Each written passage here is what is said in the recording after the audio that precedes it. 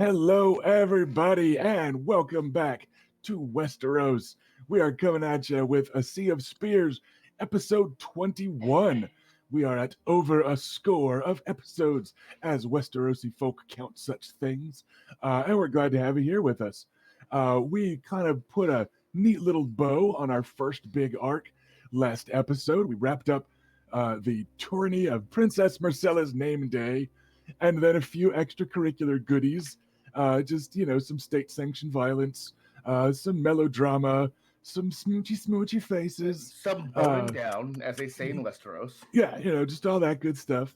So this episode, we're going to be leaving King's Landing and hitting on the road to the home and safety and security and comfort and mundanity of Wyvern's Rest, the seat of House Nymerian, down there in Dorne, halfway through the Stoneway.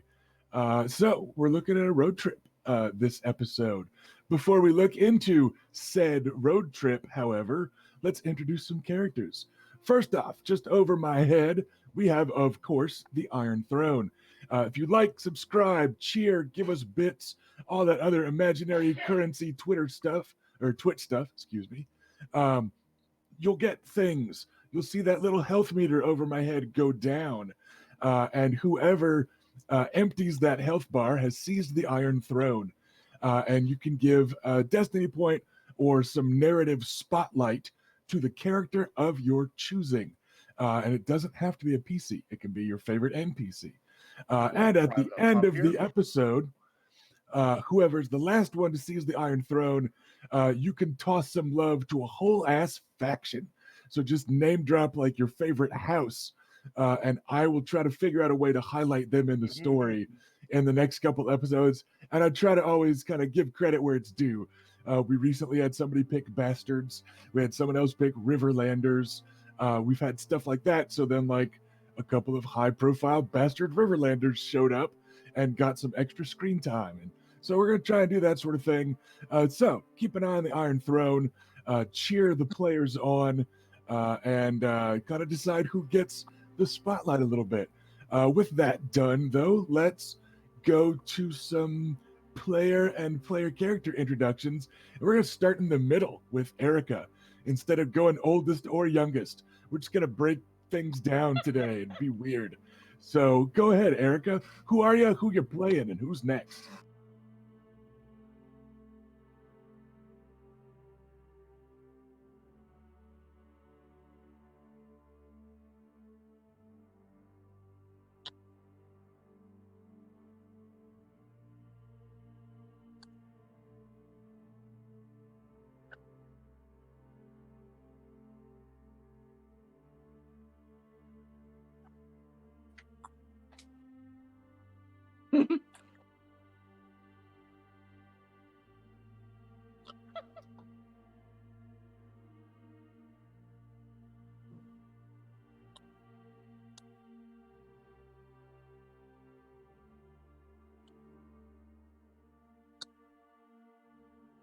Yeah, stream can't hear you, Erica. I don't know what's up.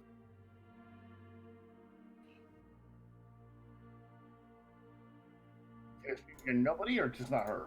No, just her, apparently. I know what the problem was. Last week, I was personally ill, and so I had turned off my microphone in OBS, and now it is back on. So I apologize. All right. So once again, I am Erica, and I play Bela. So you had some very unusual opinions about that one racial group. What was it again? No, she did not. Leave her alone. Obviously a joke. I could never imagine anything hateful whatsoever. So. Elves in D&D, they are. Those guys. Quite. Anybody who writes about elves too. Yeah, just any elves in fiction.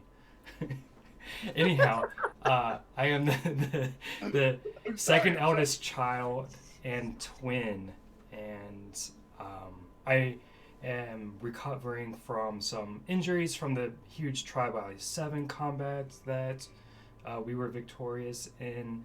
Who did you fight? Like who was Bela up against? Who'd you fight? Oh, yeah, so I fought against our house's big rivals, the Ironwoods, and the name of their eldest son is slipping my mind at the moment. But it doesn't matter because he's dead now because I killed him. Oh, Well, kind of. Their eldest is Cletus. He's the heir. But you killed Archibald, who was Oh. kind of their champion. Yeah, Oh, you okay. killed the scary one, but not the actual eldest. heir. Okay. But yes, Archibald, the big man, got a little bit shorter because somebody cut his head off with a Valyrian steel spear, as I recall. Yes. Yeah. And I don't approve of that. Yeah. but- So that happened, and yeah, last episode I sort of spent in my chambers after having not really accepted the help from the maesters as much as I should have, and I had a bad infection. So while everyone else was, sort of celebrating and having a little bit of time to kind of be social, I was sort of having fever dreams and stuff like that. So I'm healthy-ish now. Still have some injury that I'm sort of nursing a bit, but I'm finalizing packing my gear up and getting ready to hit the road. So I'm wearing some simple chainmail to wear on the road. So a little protection, but nothing that's gonna sort of weigh me down too much. All right, who is up next to introduce themselves, Erica? The I'm power gonna is jump all yours. the way to our youngest sibling, Adam. Hi, I'm Ash. I play Adam Nymerian, the very youngest of the four siblings. Adam was just watching the terrifying trial by combat and cheering everyone on, well, everyone on our side. But during the celebrations, managed to done fuck up again. Like moments after managing to make peace with their Oris, managed to piss him off again. So Adam's not doing great. it happens. In fairness, Oris is very easy to piss off. Yeah. It's true. He's a big old moody boy. All right then, who is up next? Ash, who's gonna introduce themselves now? I'm gonna go for my big bro. That's you, That- Robert. That's your Hey everybody, my name is Robert. I am playing Luke Harris, the oldest son, and which doesn't amount much to this group, because he is the third oldest altogether. He has been living in King's Landing for what seems like his whole life, although in reality it's probably been like 6 years. And he has not been home since then. He has only really reconnected with his siblings in the last few weeks, where he participated in both the tournament and then a trial by 7. He had the unfortunate pleasure of going against the Gaston-looking motherfucker, Nathan Lugas. Fortunately, everything worked out in the end, and we're great, and we're innocent, and the 7 love us, and we're all good. But now we have to go home and talk to grandfather, so it's gonna be awkward. And you all get to enjoy the awkwardness. I figure that's and- basically like 75% of why people are here. I am here for it. Yeah, essentially just that. I just want to see what will happen today between a certain fan pairing. We'll call nothing. We won't say any names. What the hell? And with that, I will leave it to our leader, our de facto leader, our oldest sibling, the one who tells us what to do and how we should do it. I'm Felicia. A position she takes very seriously, apparently. Super serious. I'm Felicia. I play Raina Nymerian. I'm the eldest of the twins and the eldest of the house. Thereby, because we are Dornish, I am the heir. And so, yes, I kind of have a figure of authority. Mostly that just means that I just tell people what to do. and it happens most of the time. Most of the time. And I did not participate in the Trial of Seven because I'm the heir, and I am not quite as good at combat as my younger brother and my younger sister. So I did have a champion in the Trial of Seven, who was Beric Dondarrion, who I have thanked numerous times since then. With, the loins. It was anyway. So and now we're all going to be packing. We're all hitting the road. My traveling plan is to ride my new horse that I purchased with some of our winnings. As opposed to riding your champion in the Trial by Seven. Yes. Yeah. Oh, that's just not in the daytime. We're traveling. But Sometimes he's on top. we will also do. My armor is not the full the full.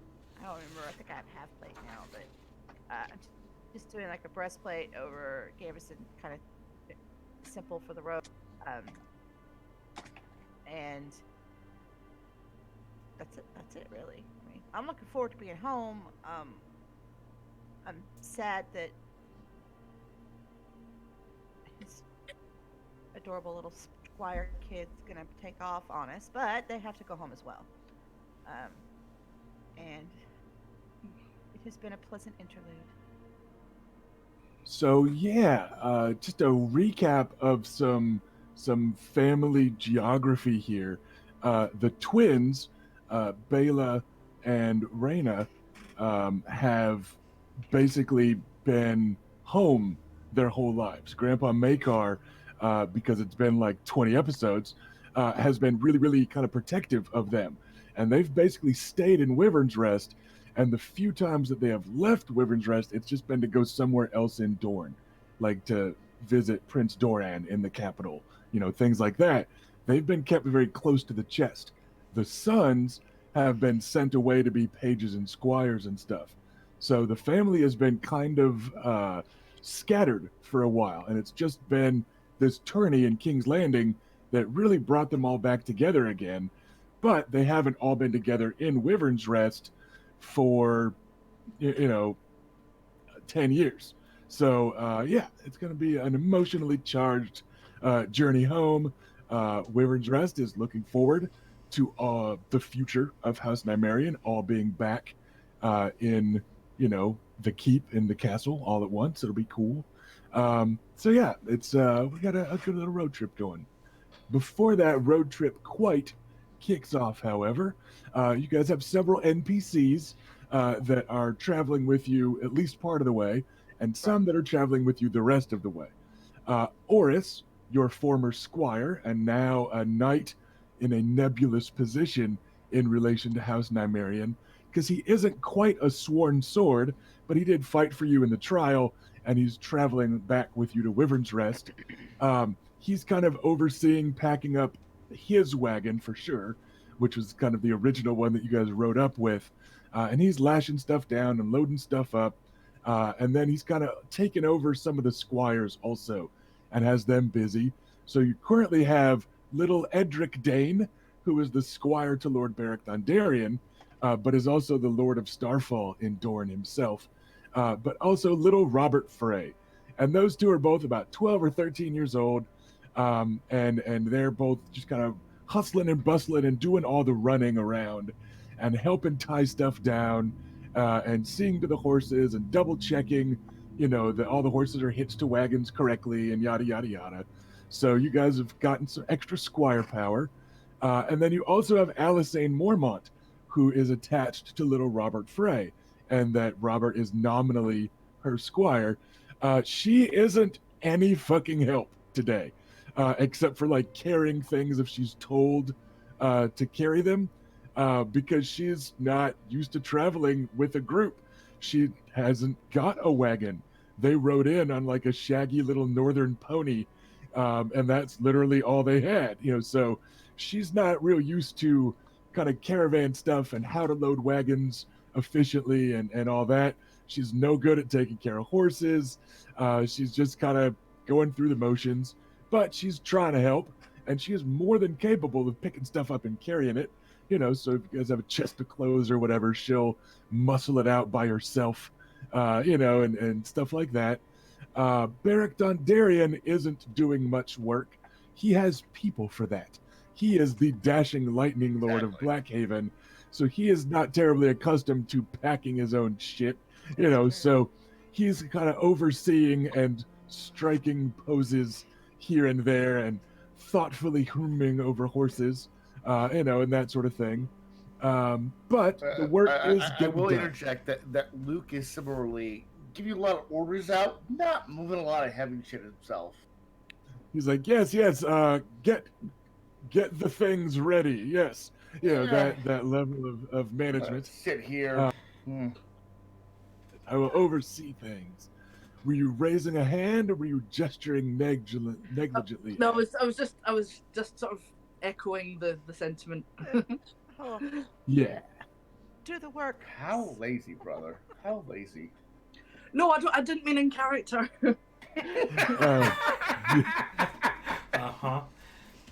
And then you guys all, of course, have one last guest on this trip, and that is a young lady whose future is now in your hands.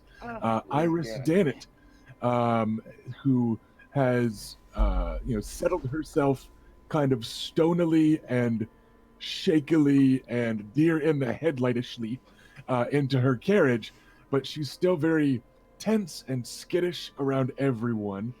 I do want to make it clear, Luke has dialed his natural kind of fruity charm down a little bit. It's at about an 8 instead of a 10. Sure. But for the most part, he is interacting with her through little Robert Frey.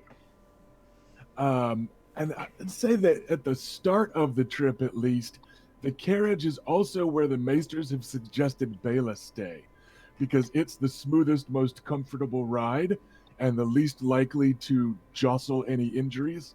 So that's what's been suggested by Alaras, your young Maester apprentice.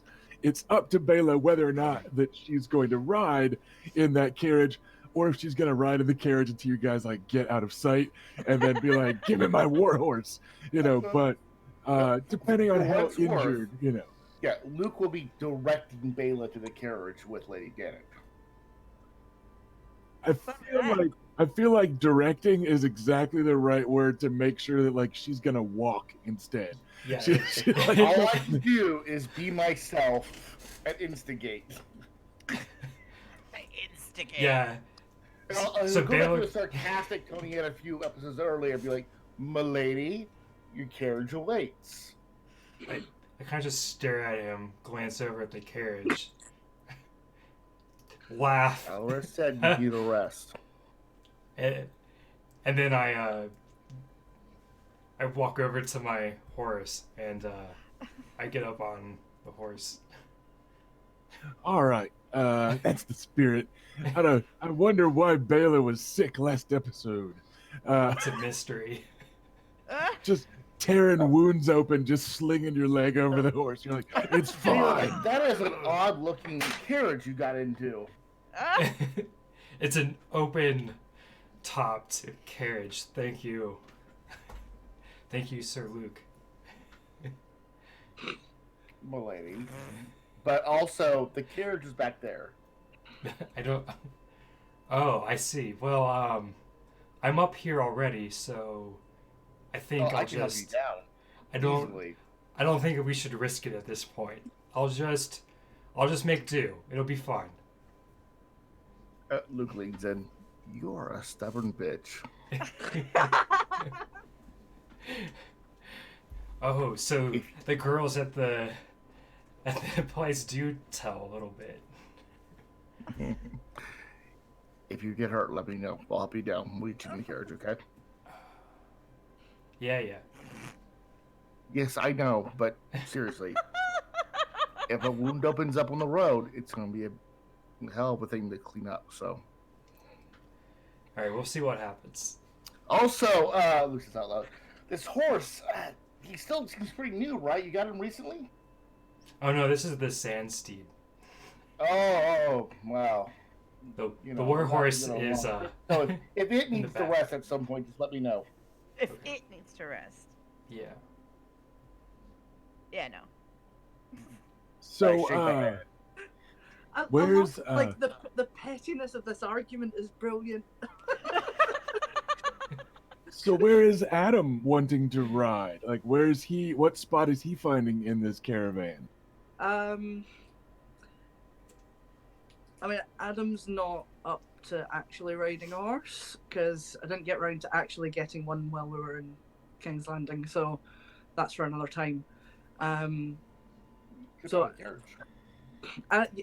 Yeah. I mean, yeah, Adam will be in the carriage, like not Iris's carriage, but That's Adam, the only carriage Oh. that there is. it There's is. a Yeah. carriage and there's There's- a wagon. All right. Sorry. Yeah, there's a couple of wagons Yeah. and there's one carriage. I mean the wagon. But he's not going to be sitting anywhere near Oris. And not really talking to anyone. He's being very quiet. And like, we'll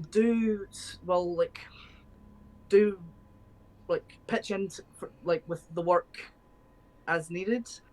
But it's kind of doing the bare minimum amount of interaction and like not really participating. Oh.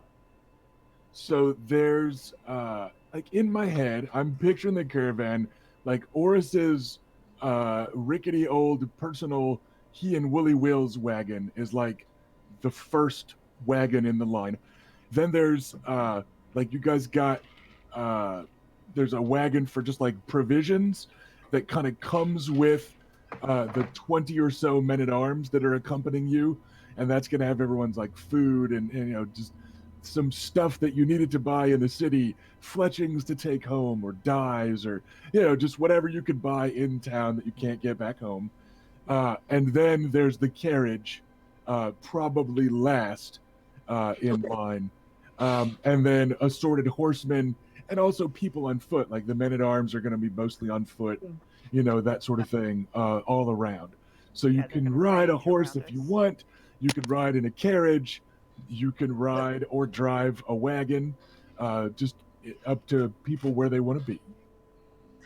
Adam will like ride in the second wagon, but it'll kind of keep his head up. He'll have his like new bow out, so just be kind of watching for interlopers.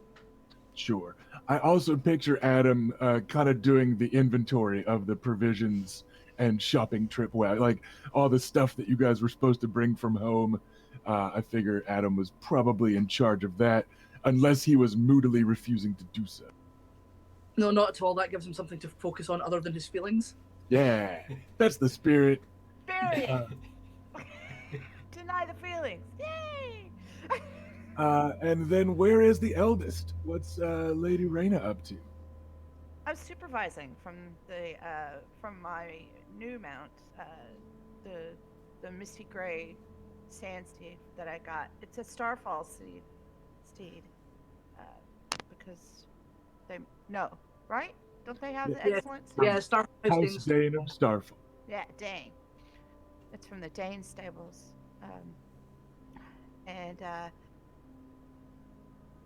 yeah, I'm supervising. I'm making sure everybody's here. Where is Oris's mother?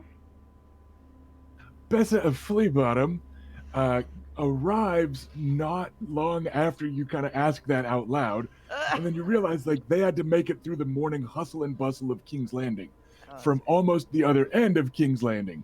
But she is coming with her daughter in tow. Her daughter has the kind of ballpark vendor style neck strap little stand basket thing. And she is selling rolls on the way. She's got like a wicker basket full of rolls, and she's got like the little shelf thing with like you know, like I said, it's like a leather strap in front of her and she is calling out the sale of rolls on the way up there. You notice that Always hustling. they're also Always. charging like twice as much as they were during the festival and stuff, because they know everybody's looking for snacks for the road as they're getting ready to leave this morning. But it seems that Lady Bessa has handed the family business over to her eldest. So she's not coming, the daughter. How Correct. old is The the daughter oldest is going to daughter? be staying here. Willa, the eldest sister, is 16, maybe 17. It's hard to tell with small folk. Don't always keep track the way highborn do. But yeah, Willa. I'm buying rolls. I'm hungry. So she's, hawking to the crowd. Bessa is bustling up, and she just has like some clothes folded in a sheet, and then like a small, like open-topped wooden crate type of thing that's clanging with some kitchen stuff. And so it looks like she kind of took kind of her favorite and personal stuff from the kitchen that she worked at the edge of Flea Bottom. And she is like with alarming speed for his size. Oris like half vaults out of his wagon and snatches it up from her. Like, how dare you carry it all that way? Why didn't you have somebody else carry it? Oh, what are you doing? And he like plucks it from her and gets to work loading it into his wagon. I love that relationship so much. And he's He's a good boy. yeah, he just vaults over with a new specialty die in quickness to make that initiative roll, and be the one that helps her out. But yeah, Willa's just working the crowd as everyone else is prepping to leave, and Luke is buying rolls and flirting with her. she flirts back because that's part of how they make their living. And you do notice that now that she's actively working and selling, she has an extra button undone up front to show off the buttery rolls of Lady Just Bessa's for anyone listening, there's a lot of very shallow, like, "Ooh, why aren't you coming with us?" Blah blah blah. And It's like, oh, somebody needs to please the crowds here in King's Landing, sir. so you can imagine how that's going as he buys probably too many rolls. And then, speaking of the buttery rolls of Lady Bessa of Fleabottom, you may remember a bit of innuendo she dropped midweek, but up comes the dashing Sir Garland Tyrell, who I believe her comment was, "He could butter my rolls anytime," was how she described him to you. Handsome fellow, all in green and gold, and I asked him to ice me buns or something like that, was what she said. And he comes trotting up on a fine destrier. And his arm is still in a sling, but you can't help but notice that the sling is also green and gold. Like they just have those, like, so other bandages, everything's ready to look dashingly Tyrell. I'm in the wrong house. He comes, I'm taking my lead from them in that everything I own is so Nymerian. but he comes high stepping up. He exchanges a cheerful salute with Lord Beric Dondarrion, but he makes his way directly to the Lady Rhaena as the eldest of the Nymerians. And it's going to be close enough. Anybody else that wants to can mill around. We'll say that Rhaena on her horse was near the second wagon, so like Adam's fairly close, and then the other two are on horseback. You can all kind of group up, but it's cheerful. Luke would be in formation in the end, but he's currently flirting with Willa. Well, when he approaches, I give a little, upper body curtsy thing. And 7 blessings on your morning. How fares House Nymerian this day? 7 blessings, Sir Garland. well, Sir Garland, we are excited and in high spirits, ready to return home to Wyvern's Rest. Indeed, by all accounts, certainly your trip here to King's Landing was no doubt a bit busier and more dramatic than you had planned. It was just different. Different levels of excitement. I think few will blame you for wanting to put the capital over your shoulder. And home is, of course, always a welcome respite. And he gestures vaguely behind him. Grandmother is currently overseeing our travel preparations, and I swallowed my pride, dampened down my courage, and beat a hasty retreat. You are most wise, Sir Knight. Hopefully, the word will not get out to damage my reputation for gallantry. But when she's in charge of people and has made her mind up to get moving early, there is no stopping her, and there are few survivors. Sorry. Yeah, that's not exactly a thing to laugh about. I'm sorry. I suspect that everyone scurries to make sure that her desires are all met. Indeed, that's the best way to prove your chances of making it out of the vanguard and back to safety someday.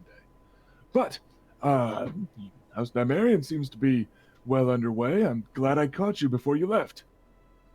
We are making excellent time thanks to our, mostly, honestly, Sir Oris. The Aurochs. You struck well the other day. A canny bit of work getting him knighted. Well, he very much deserved it. He deserved it before this day, or before Long that day. overdue. We just made it happen. And a bold bit of work getting who knighted him to do the work. He says it almost worriedly, almost disapprovingly, just a little like, that was bold, that kind of tone. Well, I believe that The boldness was all his then. to Sir Oris, it was if his master, his teacher, could not knight him, then the only person who could compare to that would be His Majesty. Yes, of course, throughout the Reach, we often compare lowborn hedge knights to kings. Fantastic Right? jape. Sorry. We Well, are go what back. we experience. We're all limited by our birth, our lives. He only knew what he knew. Hey, go big or go home, I suppose. Well, it would seem it's time for House Nymerian to have done both. Hmm. My congratulations on the completion of the trial by 7. And again, my apologies for not being able to assist you when you needed it most. Well, you were injured. That's fine. And we received gracious assistance from House Tyrell this week, things that were obvious and not. And House Nymerian is appreciative. Indeed, it was House Tyrell's pleasure to make your acquaintance. Grandmother has been writing up a storm since she met you lot earlier in the week. So, best of luck with all that. That's his face. Lucas is going to trot up and kind of call out to him, Sir Garland. Sir Lucaris, 7 blessings. 7 blessings to you as well. You look well. Yes, thank you. Um, He says it in a teasing. I know. He knows it's a joke, but he also knows it's not a joke. may I bid you deliver a message to your grandmother for me? Of course. Luke will trot up to him and look down from the horse and go, let her know that there are no gifts I could purchase her she could not afford, nor words I can give her that she could not hear from others. But if she ever needs ears in the right situation and I can provide them, they're hers. Of course.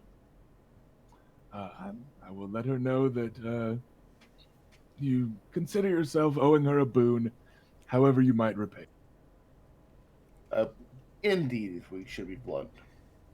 And thank you, Sir Garland, for everything you and your house has done. It was a pleasure. Luke gives him a friendly nod.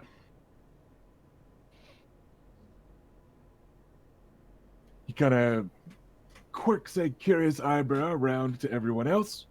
Uh, Anybody else got things they are wanting to say? Yeah, Luke takes his position up near the end of the convoy, just kind of watching everything on his horse. Convoy. His newer horse, his older horse, is on one of the wagons. Yeah, I don't have anything specific to say, so I'll just chime in with the thanks and whatnot.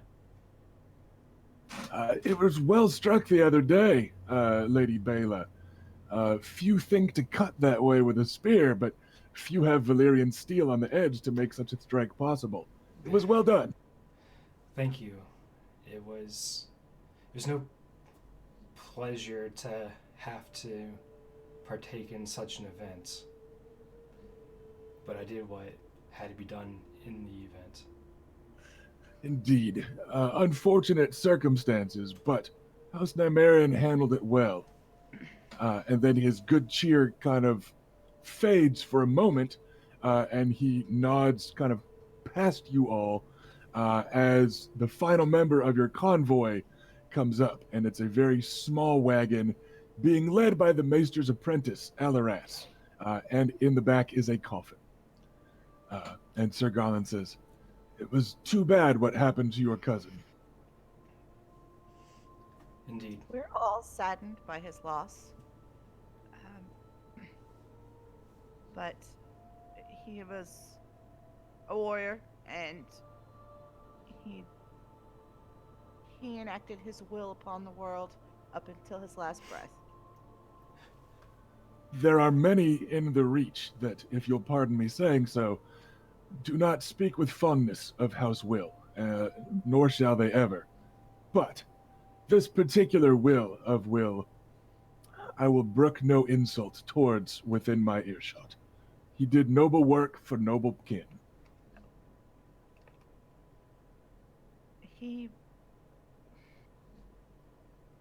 We miss him, and will continue to do so for a long time to come. But your words are kind and thoughtful. Thank you. Well then, it would seem that you are all assembled and ready. I will get back to grandmother and see how many of our servants and men-at-arms have survived her initial onslaught. I suspect we'll meet again soon before long, and I'll pass on my regards to my siblings.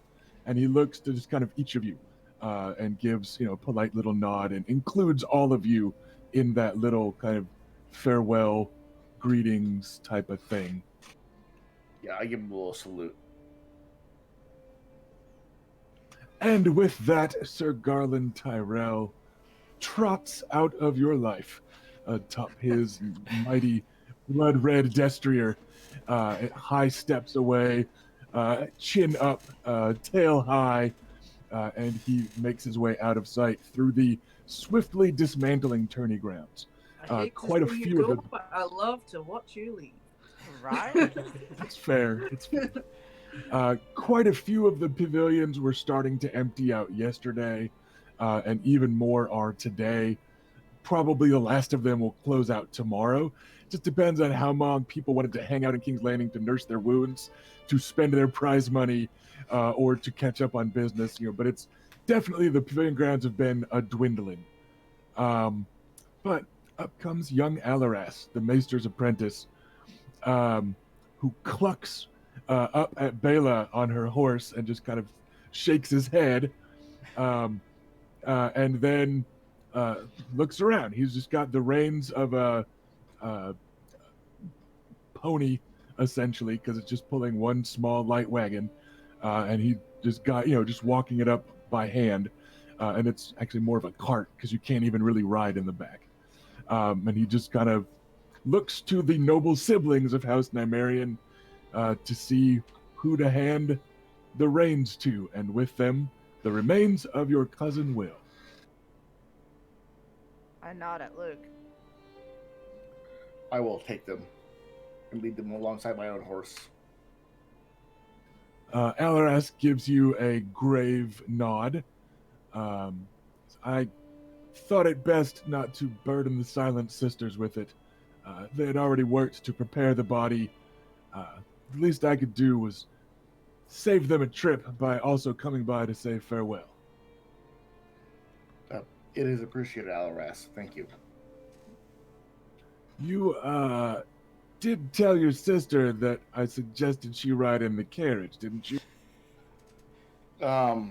At this point, I would have to tackle her and carry her into the carriage, which may do more harm than good. Indeed, with your own wounds only just barely closed. Very well. Truth I be will told, not I'm mention. not sure I can win the fight, but either way, it would be more bloodshed than we have now. I told her I did tell Very him. well. So he hands over the reins and he walks up to Reyna in that kind of maesterly shuffle that you know is hiding a Dornish swagger. But he saunters up, says, "Well, my fellow Dornishmen, it is sorry that you will be leaving King's Landing. Well, we will be sorry to no longer be able to enjoy your company so easily. Say hello to the rest of them, should you run into them down there." I will absolutely do so. Do you have anything you wish us to take or send on home for you? A negligent gesture. No, they're fine. Then we will merely let them know that you are thriving. Travel safely. See that the Will gets his rest. And try to get Bela into the carriage if you can.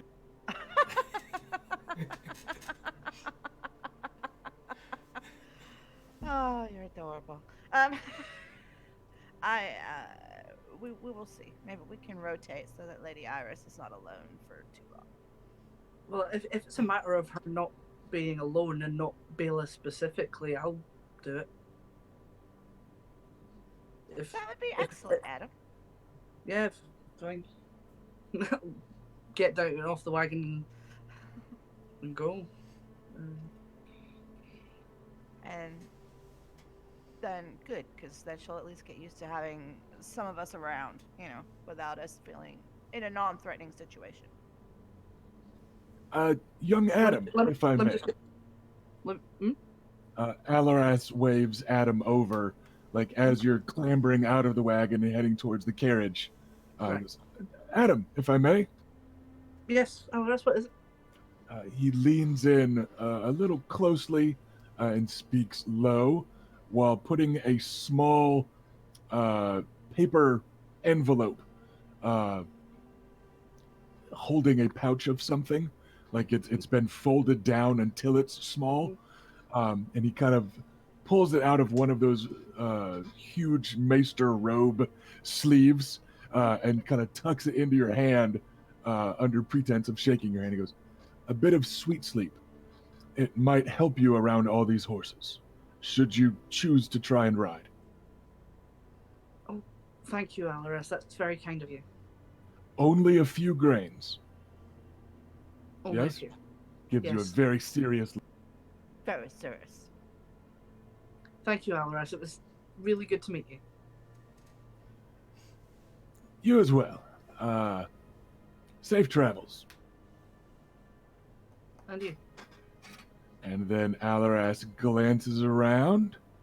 Anybody else? Specific commentary with Alaras the Maester's apprentice, who in public is not at all Sorella Sand, your cousin and one of the Sand Snakes. I will give one last comment to Alaras, and just along the lines of, if you hear of anything that may help our other cousin, as we discussed earlier, please let me know. Of Please course. write to me. Ravens to Wyvern's Rest are likely to become a bit more of a regular thing. You did not write nearly often enough, according to Grand Maester Pycel's very well-kept ledgers. I wrote to him. I just want to point that out. I actually have I started didn't on. mean to write, and I need to go check on the lady Janet.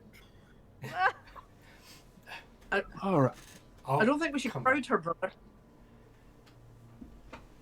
I do have something to tell her, and then she will be left alone. Right. Well, I'll hold off until you're done then. So that last little bit of discontent sown cheerfully in his wake, Alaraz takes off after buying a few delicious yeasty rolls from Well, Young Villa. He's just a great bro, and nothing more that I know of. Yeah. Bros being bros. Bros being bros, buying some rolls. If you have something to say to a lady Janet, brother. If What so, do you you mean? maybe the. Well, I was going to talk to her. Did you not interject there, or did I mishear? Well, I was just saying I don't think we should crowd her. If I'm going to be riding with her, what I was meaning was I don't think we should both go up together. If you have something you want to say to her, perhaps you should go say that first, and then I'll join her before we head off. Perhaps it's better if you say both, though I was going to mention who's right. bringing her brother's remains back home. It's a dark topic. I don't know if you want to take it on or not. Well, I think I would be able to inform her with the Okay. requisite amount of tact. Let her know that. I'll let her know that the Ironwoods are taking his remains home. But yes. I mean, I really all I'd really just planned on companionable silence at best. Well, let her know that I inquired about the remains. I was taking them home, as you said. But I intend to consider and honor her brother having died a hero. He was misled, but and don't say this part to her. Obviously, he was misled, but he died defending his small folk. If anybody deserves to be honored, it's for that. And well, obviously, don't get into details. Just let her know that I inquired about it. I made sure that he's coming home. He's coming home with the Ironwoods, and that's how I consider him. Of course, I'll make sure to convey that message. Thank you. And we will talk further with her once we discuss things with grandfather back home, because there's a lot that needs to happen. So. Yes. I love just how differently Luke treats Lady Iris from like Lady Miranda. Oh yeah. So protective and takes such pains with Lady Iris, and with Miranda, they're just trading barbs the whole time. And well, I mean, And have bodily a- food. Yeah, The we have a barbs very were the different reason. relationship. Yeah, there was a reason for the barbs. It was because he bedded her and then told her what a good friends they were. She knew what this was, and she knew it. Goddamn. Obviously, out of character conversation, I would never say such a thing. it amuses me. I find it an interesting insight into Lucara's character. And I would comment more, but I guess you'll all have to just probe and find out more of those insights on your own. Exactly. So Adam entering the carriage. It's well, Adam will knock first. He's not gonna just barge in. okay. You get a kind of tremulous. Yes. What is it? Right, he's just gonna go, open it a little bit at first. Lady Iris, it has been advised that that I travel in the carriage with you just for a little while. Yes, of course, I suppose. And there's, yeah, she doesn't. You get the distinct feeling that she would mind riding with Adam less than she would mind riding with anyone else in your group, except maybe like Little Robert or Edric Dane. Like certainly less than any of the Nymerian siblings, etc. So yeah, she. Yeah, I'm I'm in the top 3 least threatening. And yeah, so the inside of the carriage There's a is very specific reason I asked Robert Fright if he could go between. there's two benches kind of opposite one another, with fair amounts of padding in there, et cetera, et cetera. So yeah, you can sit across from her, and there's still plenty of room, so no awkward sitting next to a girl or anything like that. Yeah, like Adam will set up opposite her and sort of next to the kind of windowed door, so he can be looking out for danger, because he's still got his bow with him, and he's just going to sort of sit that next to him. Sure. So he's ready to defend the carriage if need be. Yeah. She doesn't say much after that. She kind of grants you polite permission, and then she pointedly looks out the other window. She's just like, all right, I'm still not gonna initiate conversation with these people just yet.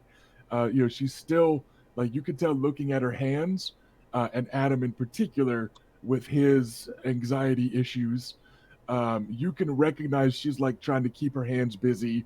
She's kind of picking at a handkerchief type of thing, and you know what I mean. So she's you can tell she's still very tense and kind of spooked.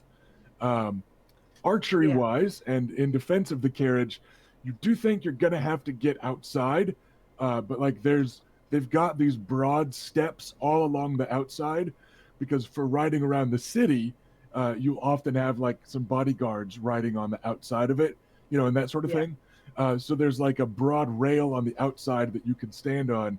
But if you guys do get into trouble, you're gonna have to do some badass free road shit, where you're standing outside the carriage and shooting. So That yeah, would be badass. I figured it was a matter of popping the door and getting onto the running board kind of thing.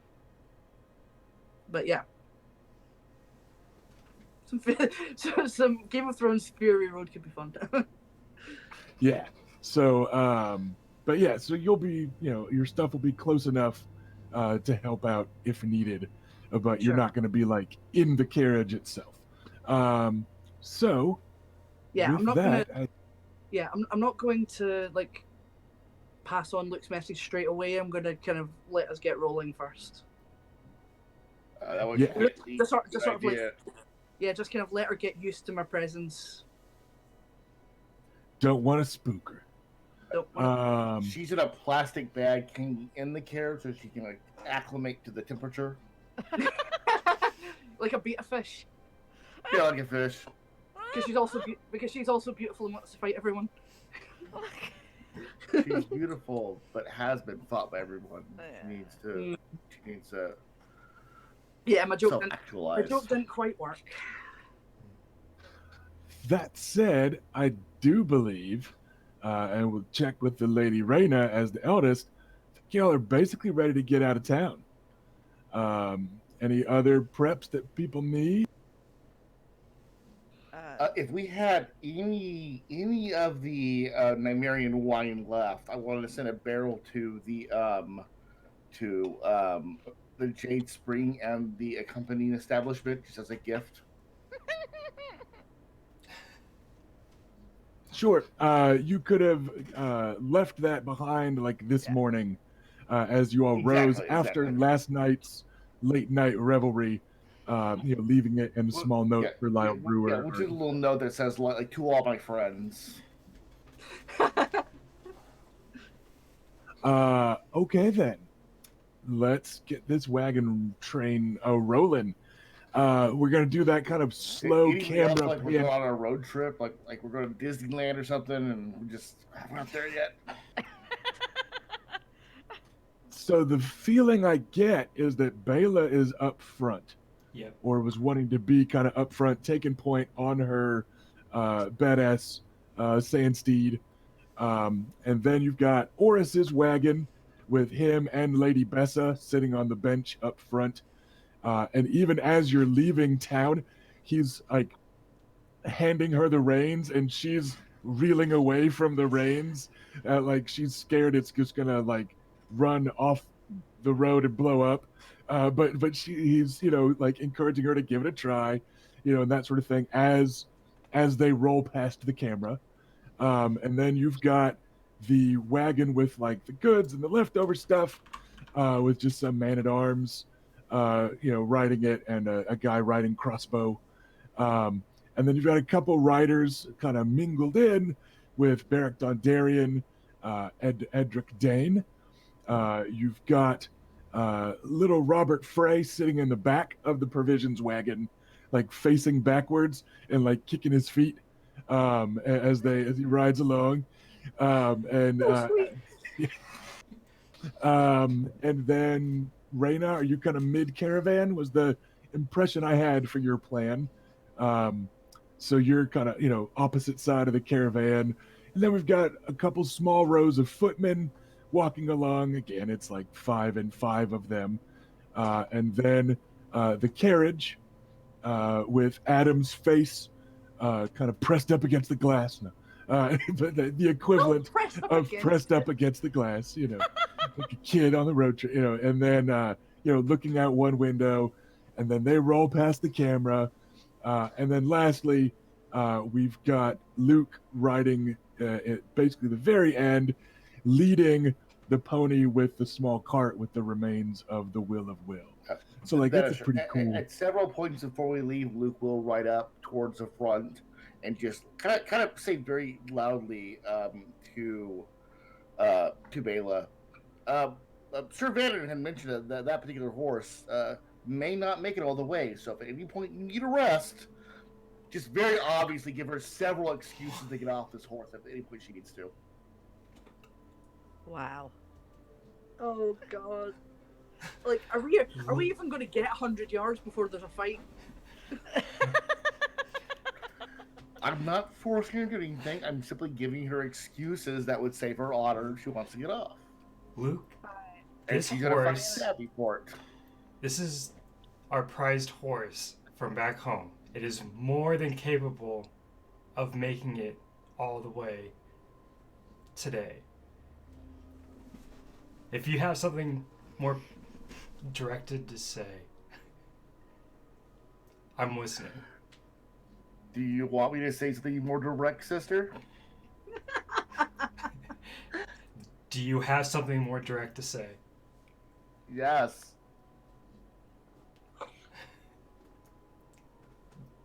I'm listening. Okay. Take your wounded ass to the carriage or the wagons and rest. Thank you for your input. We should be going. Thank And- you for your input. It has been long. Oh yeah, I heard the order, but since it's a dumbass order, I'm going to ignore it. She didn't just get curious, didn't she? Well, I love you too, sister.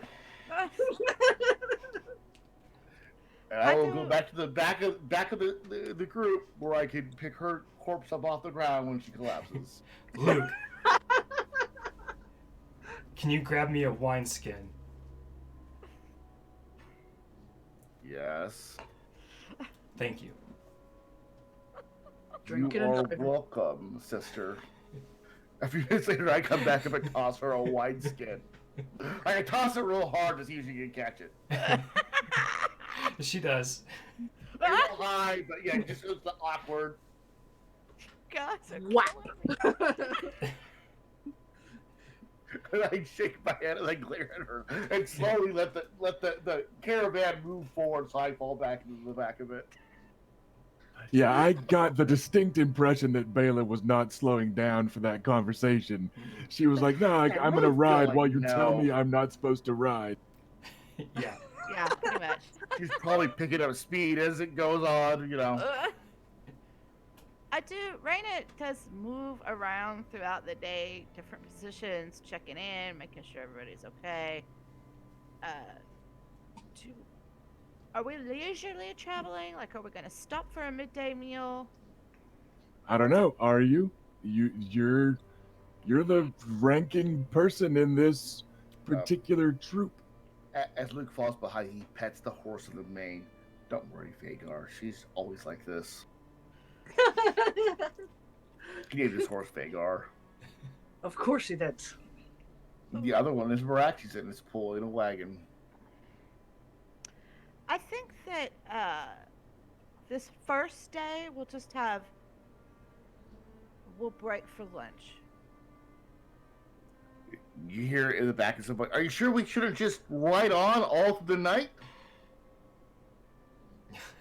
There's clearly a ton of sarcasm to this, but not during the What? I deadpan it. And I'm like, no, I think that would be. the fucking children. When you spend 8 years away from someone, you forget how much of a troll they are.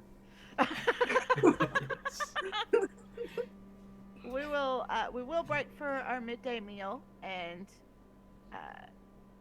that will allow Adam and Lady Iris to get out of the carriage, stretch their legs, walk around. Don't get a DVT. Don't want the deep vein thrombosis. And get Bela off the horse for a little bit, and work different muscles, and etc. All right. The remainder of the morning passes without consequence or too much drama. Occasionally, there's some snark from the front of the caravan to the rear, and from the rear of the caravan to the front. Everybody has to put up with it. Yeah, Edric Dane on his own horse has been pressed into service to deliver messages from time to time, and he is enjoying it immensely. Like he's just grinning as he goes galloping up to the front, and then pulls his horse off to the side and like waits for the rear of the caravan to catch up, and he just looks smug. And he's like, "The Lady Bela said," because he's getting the mouth off a little, So that's about it in terms of excitement. Oh my God, Domina! Woo! All right, keep going. Sorry. Yeah, Dommy farts. They happen. So that's the worst of it throughout the day. You guys stop for lunch, and everyone's got whatever extra thing they picked up from King's Landing this morning. So there's some rolls, some biscuits, sausages or bacon to make little sandwiches, that type of thing. Before tying the horse down, then maybe wandering the woods a few meters to relieve himself and come back. So, I'm sorry. Did you say Adam's not eating anything? No. No, you're in a caravan with Bessa of Fleabottom. Yeah, and you are not yet a man by law. She gonna be fucking feeding you from her breast if you eat something. And I accounted for that, and I'm prepared to do a deception roll to pretend to eat food. All right. If you go out of your way to sit with people who are eating and to look like you are eating with them, she will not notice. But someone else might tell her, and it would break her big heart. So I'm just saying that would be on you if she finds it. Right, I'm just saying, like, Adam doesn't really feel like eating. He's not in a good way. He will take like a couple of mouthfuls of a thing and put it down. Okay, as long as you that's enough to bluff the rest of the he'll make sure that Bessa sees him take a mouthful of something, but that's all he's going to do. I'm picturing him like turning and spitting it out in secret. Like, I mean, maybe not quite that bad. Not but quite that emo. But probably even that small amount of food is going to make him feel kind of queasy because not doing well.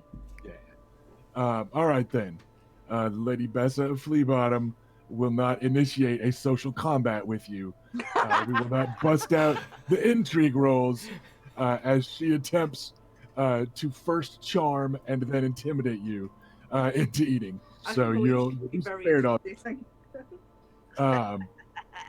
After the meal, I will ask Adam to see do you want to be outside of the carriage for the rest of the day? Do you want to alternate? No, it was fine actually. And I still haven't passed on Luke's message, so I should probably do that before the end of today. I just thought just kind of sitting quietly with her for a bit would, be helpful. Soothing. Yeah, and to be honest, it's good for me as well. I don't really feel like talking to him.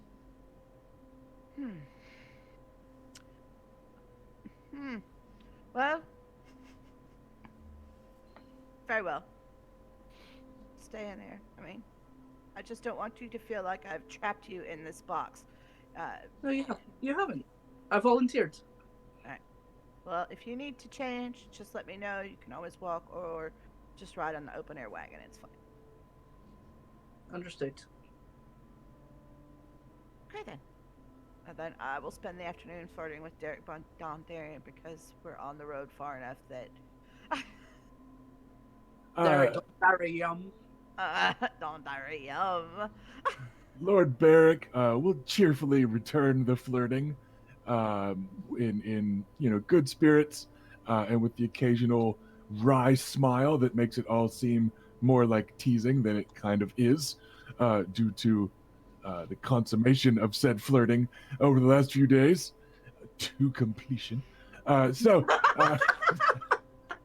Oh my god, that is like such a hard way to put it. I'm a pretty big master at horrible way to put it when it comes to the romance time. Completion yet. Okay, you can continue. Okay. But yeah, it's a pleasant enough ride through the afternoon, and you're making your way through pretty countryside. It's lush and green. It's not actively raining on you. The roads are a little wet. It makes you all feel better about taking an extra day to get ready because it probably rained, yesterday or at least last night. But it just everything looks real pretty, and you're making your way through. But it's a fairly uneventful trip, and that is going to continue to be the pace, or continue to be the case until a PC initiates something else. And it sounds like the main initiation is Ash wanting to talk to Iris Dannett. Doesn't necessarily need to be that first day. You've kind of got the whole, trip for it. But take it away, Ash. Melody, my brother wanted me to convey a message to you. He wanted you to know that House Ironwood is transporting your brother's remains back to your lands. Well, to his lands. Well, yeah, I suppose to your. Anyway, he wanted you to know that he intends for your brother to have a hero's funeral, because though he was misled, he was protecting his small folk, and that is a noble act. So he just wanted you to know that, and I hope it brings you some solace. She lets out a slight, kind of delicate sigh, and says, It is Lord Anders, the Blood Royal, to whom Adam swore fealty, I suppose. Let them see to their duty to him as he tried to do his duty to them. And I suppose that news is not ill. Thank your brother for his kindness, and know that the thanking extends to the rest of House Nymerian. You are left with a distinct impression it was hard for her to say. You're not sure just how much she meant it, but she's at least going through the motions of the courtesies.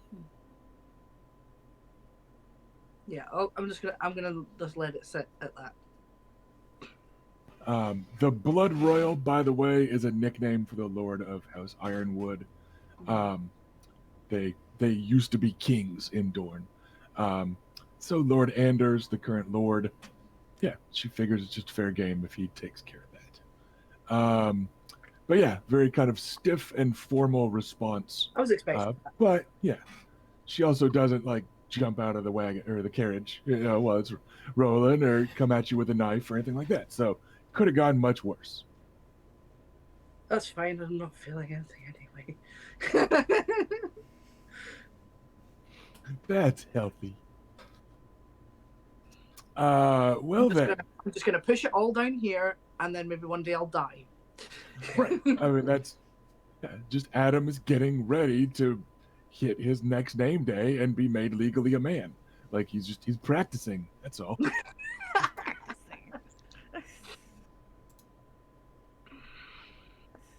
All right then. Any other particular conversations that people are planning to press in basically the first half of your trip home? Because if not, we can kind of fast forward to Blackhaven as Lord Barrick and Lord Edric Dane are taking their leave. Yeah, nothing here. More just typing back and forth, nothing specific. So. Yeah, no, Adam's not gonna. Sorry, go ahead. How obvious is the tension between Oris and Adam? So I say this because my character was having like fever dreams, and so like missed all of that happened. So like, All right. like I'm not aware of that. So like, yeah. Well, these two characters are normally kind of like a little bit brooding and such anyhow.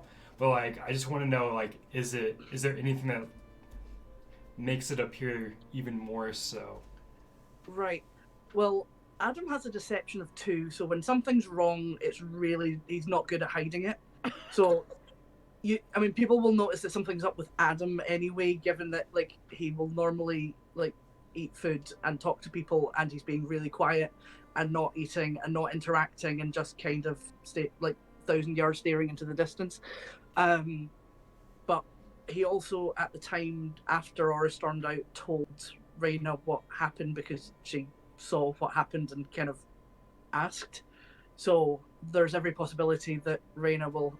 I mean, I guess it's up to Felicia whether Reyna told Bela what happened, or Luke for that matter. Well, Luke was kind of there, but like not sure how much attention he was paying.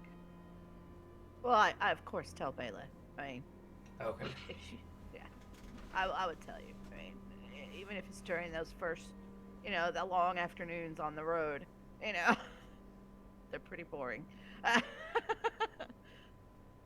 And let her know that they are currently estranged, and that Boris is very angry about us keeping from him his parentage, but not angry enough to actually like ask us what his parentage is. Okay, so that was going to be a point of order, is whether or not you informed me that no one had yet told him. Yeah, we have not told him yet. Okay. I was waiting until it was just. I was kind of secretly hoping that my character could be mixed up on that specific point of detail and then let it slip, thinking that Oris already knew. I mean, you can be mixed up on it if you want, but yeah, basically, like Adam had he was basically offering to tell Oris, but he didn't want to assume that Oris wanted to know. He was saying I think I know this bit of information. Do you want this bit of information? And he got really pissed. So, yeah. Oris, for his part, is just acting like Oris in that he's not initiating conversations with much of anybody except for kind of, caravan oversee typey stuff. He's just been kind of helping with the squires, talking to Bessa a lot on the road, when that's actually maybe a little weird for you guys. Like, Oris has been talking to someone a lot. But not with the Nymerian siblings. He has not been like rude or going out of his way to like be hateful or whatever. He's just been answering you with very curt grunts and shrugs and that sort of thing again, and not really wanting to talk to you guys. Okay. And for the record, I'm leaving that be, like I said, until it's just us and our people on the road. I'm also going to basically ignore everything of Oris for now. The second of the trip, I might say something. We'll see what happens. So, the first half or so of the trip, you are making your way south and a little east through the Kingswood on the now very well traveled road from King's Landing to Storm's End. Certainly during the reign of the usurper king Robert Baratheon, Storm's End to King's Landing has become a pretty important stretch of King's Road. Not that it was ever an obscure stretch of the King's Road or anything. But you make your way down through the King's Wood, and then you're basically hooking a right off the King's Road to skirt the edges of the King's Wood on one side and the start of the Red Mountains on the other. Like, that's kind of your vista view here, is the foothills of the Red Mountains that start up in the Stormlands and then make their way down into Dorne, is kind of what you're following for the rest of this trip, down past Summerhall and to Blackhaven, which is the seat of House Dondarrion, one of the very martial, very militant Marcher Lords of the Stormlands, so called because they patrol the Dornish marches against Dornish incursion, which is part of why Dondarrion is a respectable, like, powerful military house. It's because they had that extra responsibility of squashing the Dornish, and they had the extra risk of being right where the Dornish attack. Because basically, Blackhaven's the last not Dornish thing before you get to the lands of House Will. So that first half of the trip is pretty pleasant. It's fairly gently rolling territory, if at all. Everything is lush and green. There's plenty for the horses to eat, etc., etc. It's pretty mild temperatures, which is a little chilly for most of you, but makes for good traveling. And then you were hosted at Blackhaven, the seat of House Dondarrion. He takes you in like mid-afternoon. You guys hit there, and he will insist on you all staying the night and getting a proper meal and restocking your provisions wagon, etc., etc. And between Beric Dondarrion making convince rolls and Edric Dane making charm rolls, there is no denying the two of them. They want to show off Blackhaven. Edric wants to show off the where he rides Quintain, and he wants to fight little Robert with proper training gear that they have. So like it's a pretty pleasant stop on the journey. I will be heavily encouraging Robert Frey to fight him. But yeah, no, I'm here. Yeah, let's stop. Let's rest. Yeah, I think that's. Ooh, we got a nice place to stay. We got. Yeah, I think this will maybe be like the first little, like the first time in the whole journey that Ad will perk up a little bit, because there's some interesting history stuff about Blackhaven. Very much so. It is. It's not a huge castle. Okay, go. Yeah, like I had this is where Sir Barristan earned his by name, the Bold. He was only 10 years old, and he borrowed armor to fight as a mystery knight. Yes, here at Blackhaven. And you is it true the like bottomless? Like Bela riding up front, you hear Oris excitedly telling Bessa that same story in almost exactly the tone that Ash just did. And, Oris sounds about 5 years younger, and is like, Blackhaven's where Sir Barristan the Bold, first fought. Then he was a mystery knight. And he was unseated by Duncan Targaryen, and like, so in the show of this story, when HBO picks up the rights and makes a spin-off series called The Sea of Spears, that's actually going to be like a split screen where like Oris starts a sentence and then Adam finishes it, and then like Oris talks to Bessa, and then Adam finishes that story talking to Iris Dannett. But yeah, so there's that. Blackhaven is not a large castle, but it is a very secure castle. It's got high walls of black stone, and a moat that is a dry moat, and maybe it's just a trick of the light here in late afternoon with the sun not hitting it straight down. But as you ride across, the drawbridge, you can't make out the bottom of the moat. Like, again, maybe it's just the shadows from the sun, making its way down in the west, but you cannot see the bottom of the moat as your little group crosses over. Um, and for all that it might be a modest castle compared to great keeps, it is a very stalwart castle. You see those walls are high and smooth and clean, and you see crossbowmen patrolling atop them. And the inside, the keep, the square is bustling with more soldiers than you would expect in a castle of this size.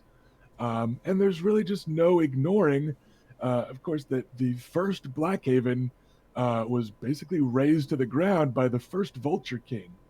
And it's a reminder of some of the unpleasant history between Dorne and the Stormlands. And it's also a bit of a reminder that there's a Vulture King currently attacking people as they make their way through the Red Mountains. But you get a few strange looks from some of the men-at-arms as they recognize Dornish colors. And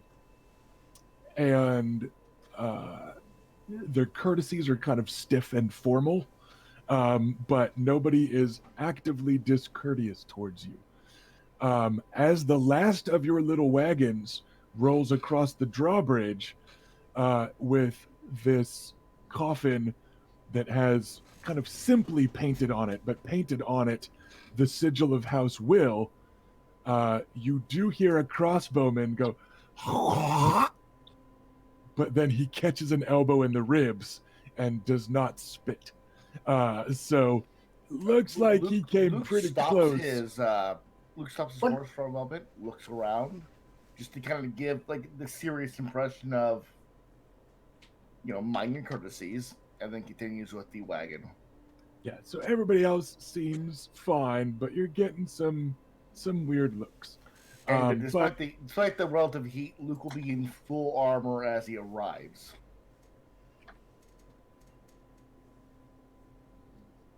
So yeah, nothing overtly unpleasant is allowed to happen because you notice Lord Beric Dondarrion giving a kind of sweeping look around the courtyard, wearing the cloak that Adam gifted to him, and introducing his guests. It was the young heroes of House Nymerian, recently returned from trials and tribulations in the capital, and the Lady Alisane Mormont and her valiant squire. And he just gallantly introduces the lot of you. Oh, and Sir Oris the Aurochs, and his friend, the Lady Bessa, who will be most welcome to steal half our kitchens tonight and make every roll she can before the seven take her from us on the morrow. And people give kind of a good-natured little cheer, and Bessa bustles off towards the kitchen to get started and try to make as many rolls as she can to stock them up. But it's impossible for you lot to miss that, like, an awful lot of Dornish men and women have died trying to get where you are standing right now. And you made it there with pleasantries and good faith instead. But yeah, there's no telling how much Dornish blood has filled that dry moat, and how many Dornish corpses have been left to rot in the bottom of that yawning canyon that encircles this keep. It's impossible to kind of forget some of that history because they have been the boogeymen to the north for a long time, just like Will has been the boogeyman to the south for a lot of them. So there's definitely some tension, but Beric Dondarrion is charming enough to get rid of most of it as Lord of Blackhaven. But you're definitely left with the impression that a wrong word or two over dinner could have some dire consequences. Sir Dondarian, I appreciate the hospitality. Thank you very much. He will return it with absolute grace. He goes, the least I could do after you and your men-at-arms escorted young Edric and I on the road this far. We would not have had such a safe trip down the King's Road were it not for the help of our new Dornish friends. And he kind of raises his voice just enough to make sure, so he's trying to keep feathers unrustled. So, does anybody have plans to say a wrong word over dinner?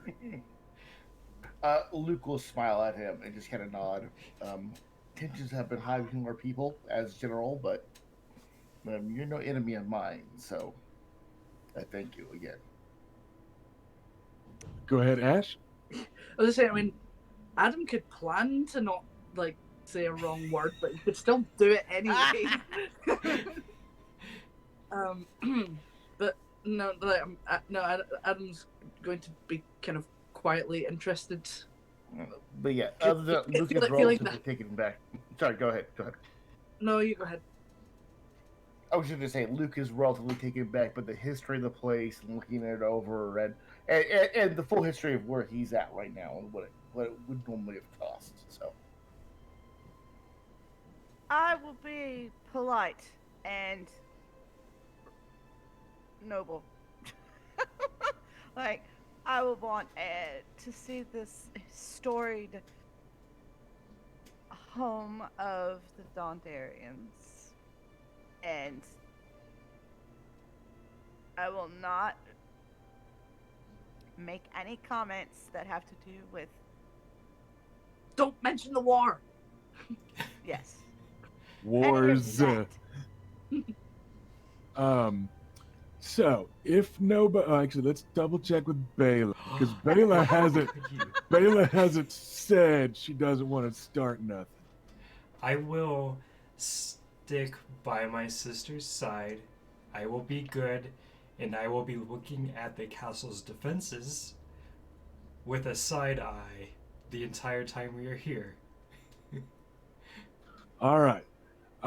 Since nobody plans on upsetting the apple cart, what I will do is in the abstract, there's kind of a montage here of general pleasant late afternoon, evening, and then farewells in the morning. The squires fight, and Edric Dane completely rolls Robert. Nobody's surprised by this. But Robert leaves in a new set of ring mail. Yay!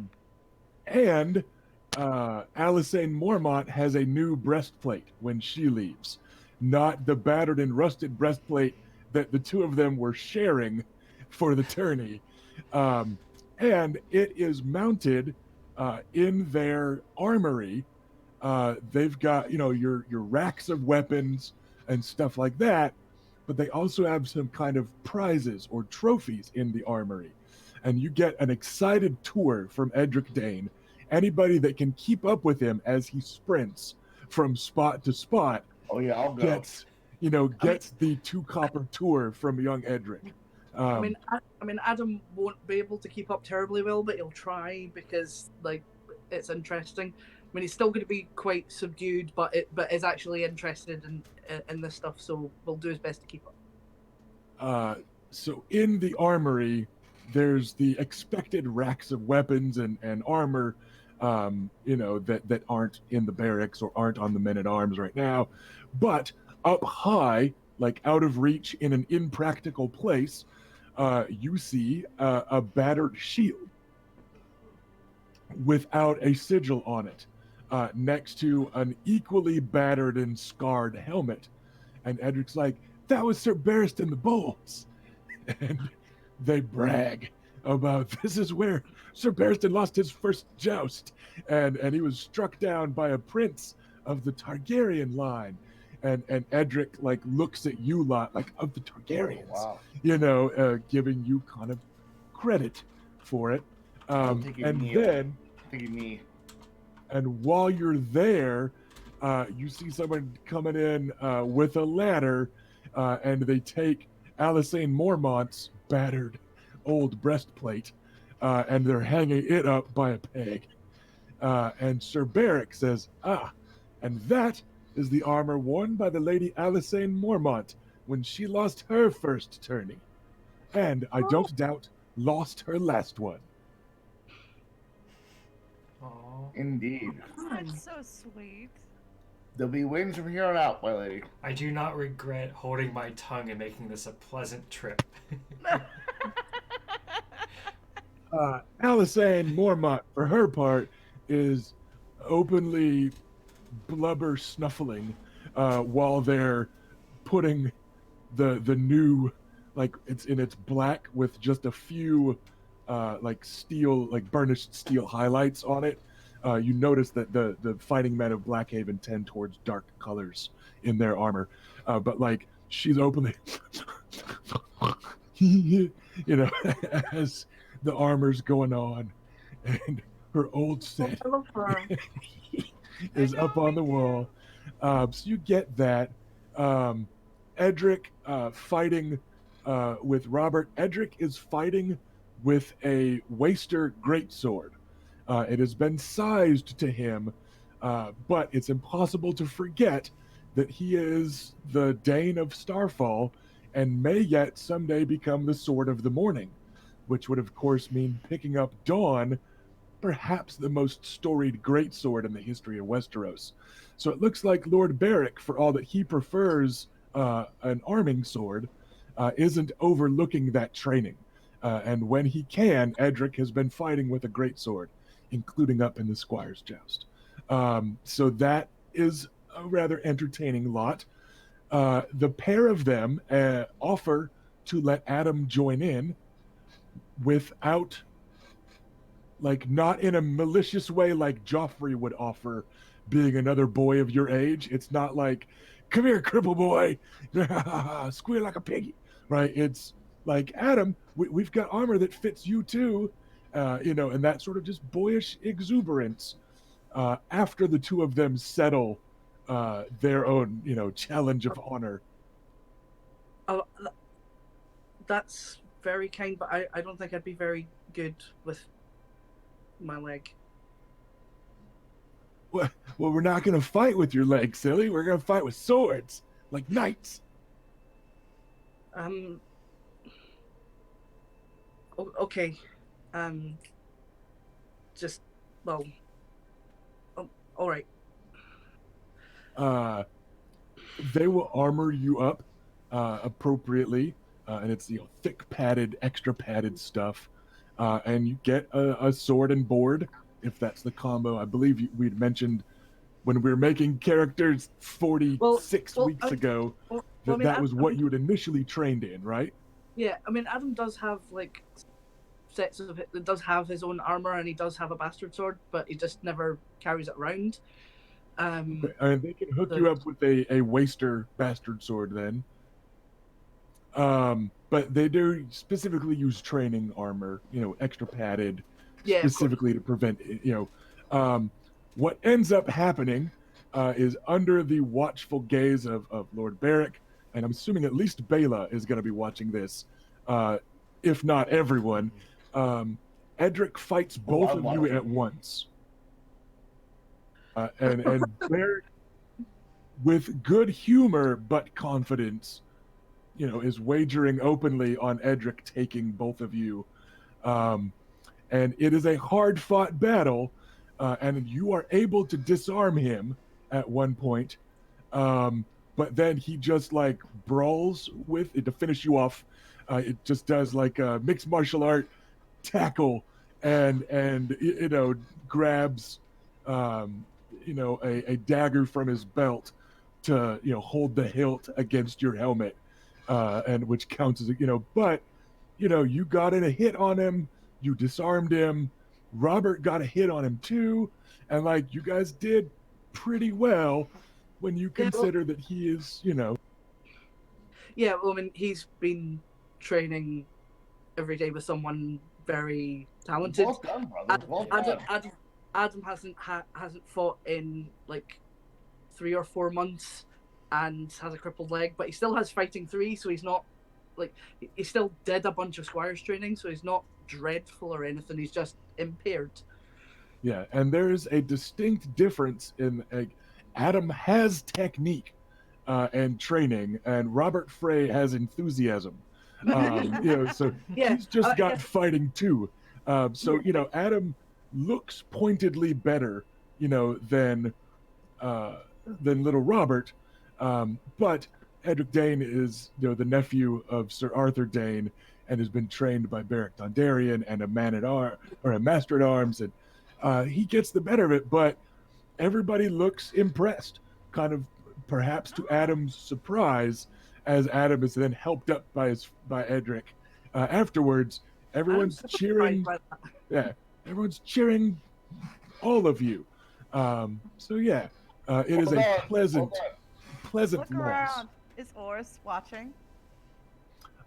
Oris is making a big show of not facing the squires as they fight, but he could certainly be looking sideways through that thick, shaggy mane of black hair that he's got hanging over his face again as he sits sharpening his sword at a 90-degree angle, not watching. Could be watching, but wasn't commenting or, that sort of thing. Okay.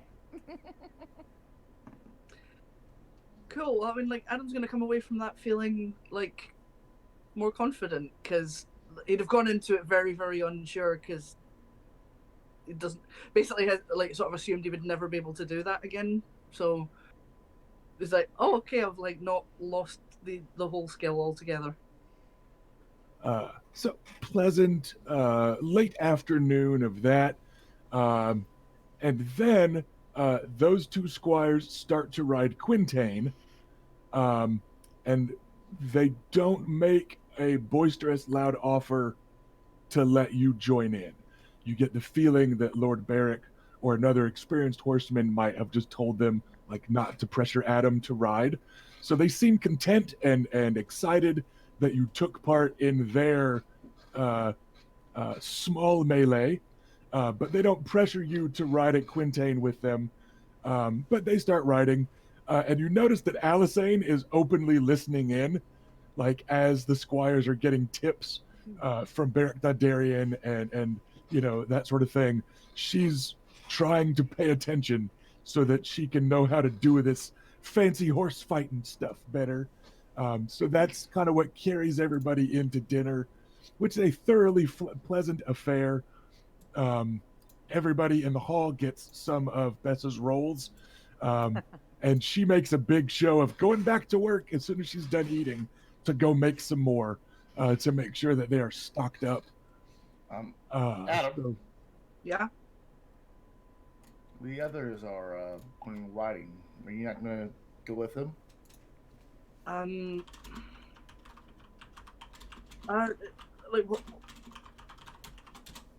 Maybe. Actually, kind of pull him close to him. There's no reason to pretend, brother. Just, do you want to or no? Of course I do. I want to be normal again.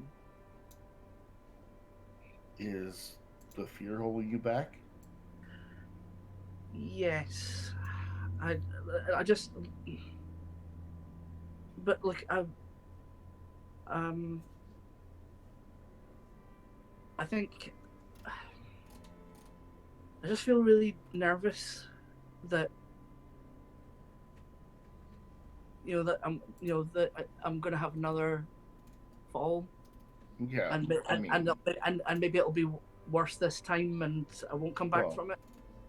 One hurt you bad, and now you don't think you're even as good as you were then, right? No, I haven't been on a horse for months, except for that donkey when we went after the fox night, and that was just because Oris was literally holding me in the saddle. So. Well, I don't think he will do that tonight. No, he won't. But you know what? I think I have something that'll make it easier. So yeah, I'll come along. Like I might. Oh, And I'll see. I'll get on the. I'll try and get on the horse, and I'll see how I feel. It might not be galloping around or anything, but. brother, Mm, as long as you go with them, they'll probably be happy. Vagar, the horse I bought recently, he's very well trained. If you want to take him, I mean that's kind of you, but he's a lot. He's kind of too big for me. Like, he's a lot of horse. He's a lot. Yes. But if a horse is going to hurt you, the size isn't going to matter that much, is it? I suppose not. It's more it's more to have the appropriate size so I can ride them properly. I extend the hand to kind of like grab Adam's forearm, kind of like a clasp. This stuff takes time, but if you think you can do it today, you can take him. You can take anything you need, and I'll back you up as much as I can. I don't think you're in any more danger than anything else trying this out. Well, I suppose it's not the I suppose it's not the mountains in the north, so that it's got that going for it. None of that. What do they call it? Like snaw, the ice stuff. No. Oh come on! You know how to speak. Terrible stuff. It's fine. Most of the time it's fine. It's actually a wide skin in his hand. I'm just gonna nod and go. My advice, you don't have to follow, but my advice is take a big swig, enjoy a casual ride with your friends. If they want to take off and go too fast and you can't follow them, that's fine. Let them do it, but just enjoy the night's air. To be clear, to clarify on what riding quintain is, because I had an ask in chat. Riding quintain is a way of practicing jousting. So they're actually staying there in the courtyard. It is the kind of signpost looking thing that you see in medieval movies sometimes, where you charge at it. It's got like 2 wooden arms or 1 wooden arm and a thing on a rope, some combination of stuff where you charge at it and you smack into one side and it spins around. And it's a way to test that you keep going fast enough, stay agile in the saddle, ride and strike with confidence, because you hit one side and the other end spins around and smacks you with like a sack full of sand. So they're not going for like a ride outside or anything. It's not a huge long trip. Yeah, it's the kids taking turns, basically doing this jousting practice. Right. Well, I mean, I suppose I could do a few rounds and then see if I feel up to doing that, and then I'm still being part of the group. Adam, what I will say is this: you are free to give it a go, but if you have any issue with it, I need you to do something else tonight, so you may be busy. No, that's all right. Alaris gave me something to take to, calm my nerves a bit if I was going to ride, so I could take that. Yeah, give it a try. Thanks for I'm going to. I'll be around the keep. I'll probably retire kind of early, but if you need me, just let me know. Thanks, Luke. I appreciate it. I give him a pat on the shoulder, and I leave to let him hang out with his buddies. Adam's making friends. Yeah, I mean, he's not going to like. I mean, hold on, like, can't right. Sweet Sleep's basically like diazepam, isn't it? So probably drinking. I would assume so. Sweet Sleep is it's kind of a grainy poison, like big chunky sand-like grains. No, I know what it is, but I mean in terms of effect. Right, but this is me explaining to chat also. Oh, sorry. Just for the kind of lore of it. Sweet Sleep is both medicine and poison, like most medicines. 1 dose of Sweet Sleep can calm nerves and ease some pain. 2 doses of Sweet Sleep will put you out for the night and let you sleep all through the night regardless of pain or trauma or fear or anything else. 3 doses of sweet sleep will kill you. That's basically the shorthand throughout Westerosi lore. Is a little tiny bit helps a little with just pain and stress and anxiety. More than that puts you out cold. Too much will just straight up kill you. So giving someone sweet sleep to give to themselves is also kind of a like, listen, I think you're smart enough to not go crazy on this. But it's a fairly common thing, especially among like older knights, to help with just the accruing pain of a lifetime in the saddle, and eventually, in like a real world way, to help with that PTSD. It's not at all uncommon to become something that a lot of older knights kind of lean on. But Adam got a head start on trauma and anxiety, so he can start a crippling sweet sleep addiction early. Yes. Okay, yeah. I'm covering it all, like trauma, drug abuse, dysfunctional relationships. Just got it all. Working on that bingo. So, Adam will have himself a grain of sweet sleep and borrow Luke's horse. All right. As you, But I guess he'll probably like try like enlist a nearby knight to like give him a hand or something, because he will explain like I have not ridden a horse for like several months. He's kind of cagey about like not telling people that he's afraid of it, but he will tell people he's out of practice. There's a stable boy that comes up and holds the reins as you climb up, and they do have a little stool to help out because they just sometimes need that for any squire getting on a horse.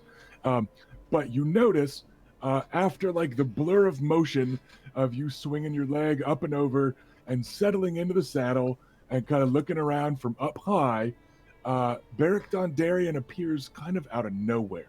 Like he was hiding in your blind spot as you swung your cloak up and over the horse type of thing.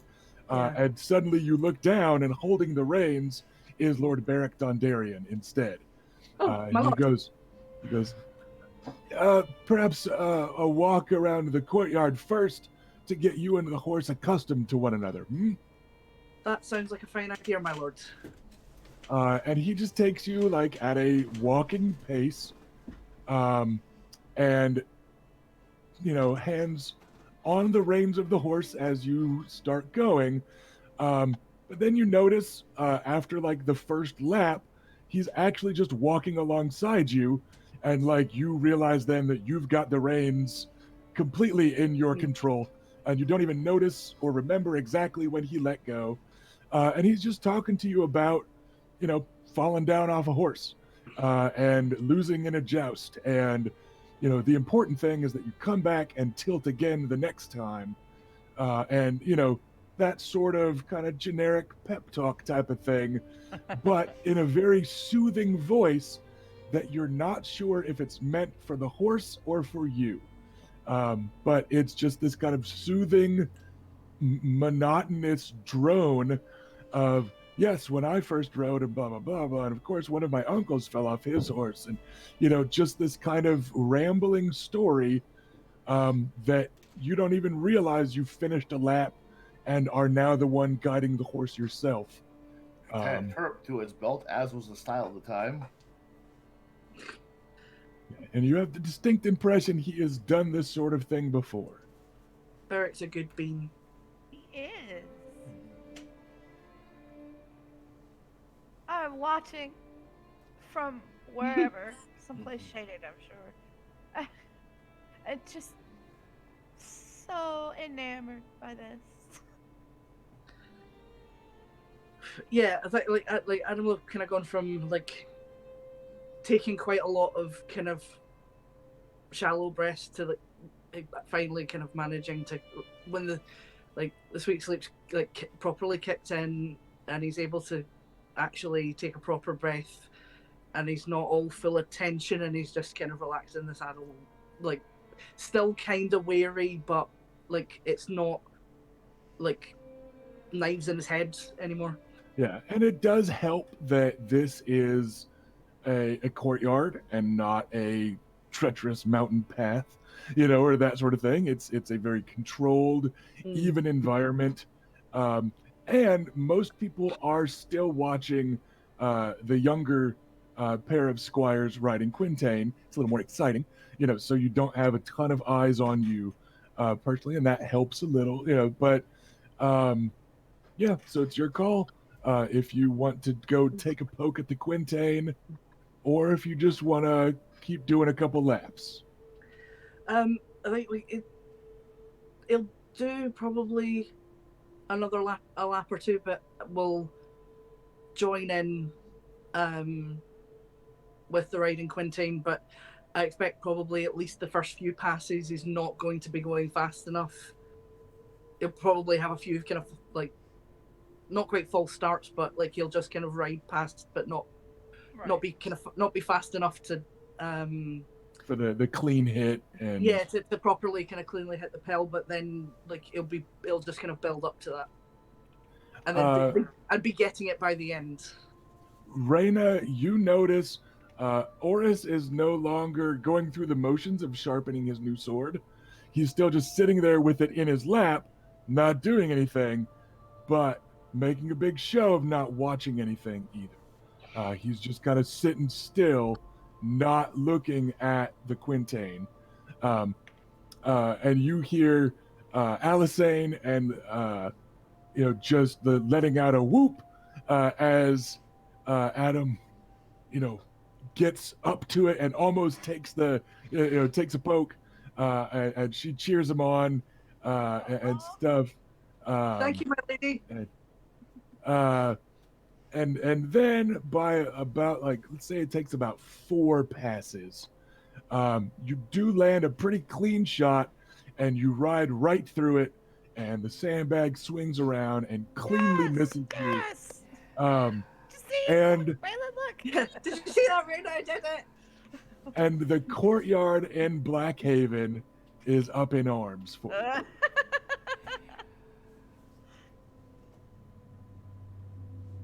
Adam will be feeling very pleased with himself. So yeah, the men at arms, the stable boys, the crossbowmen on the walls, everyone gave up any pretense of doing any of their work as they were watching the 3 of them getting better and better. Lazy motherfuckers. So yeah, So happy. everybody is in pretty good spirits. Then, as it gets a little too dark to keep going, and it's off to dinner. So there's time for people to clean up. For instance, the people that just did some sparring and some jousting.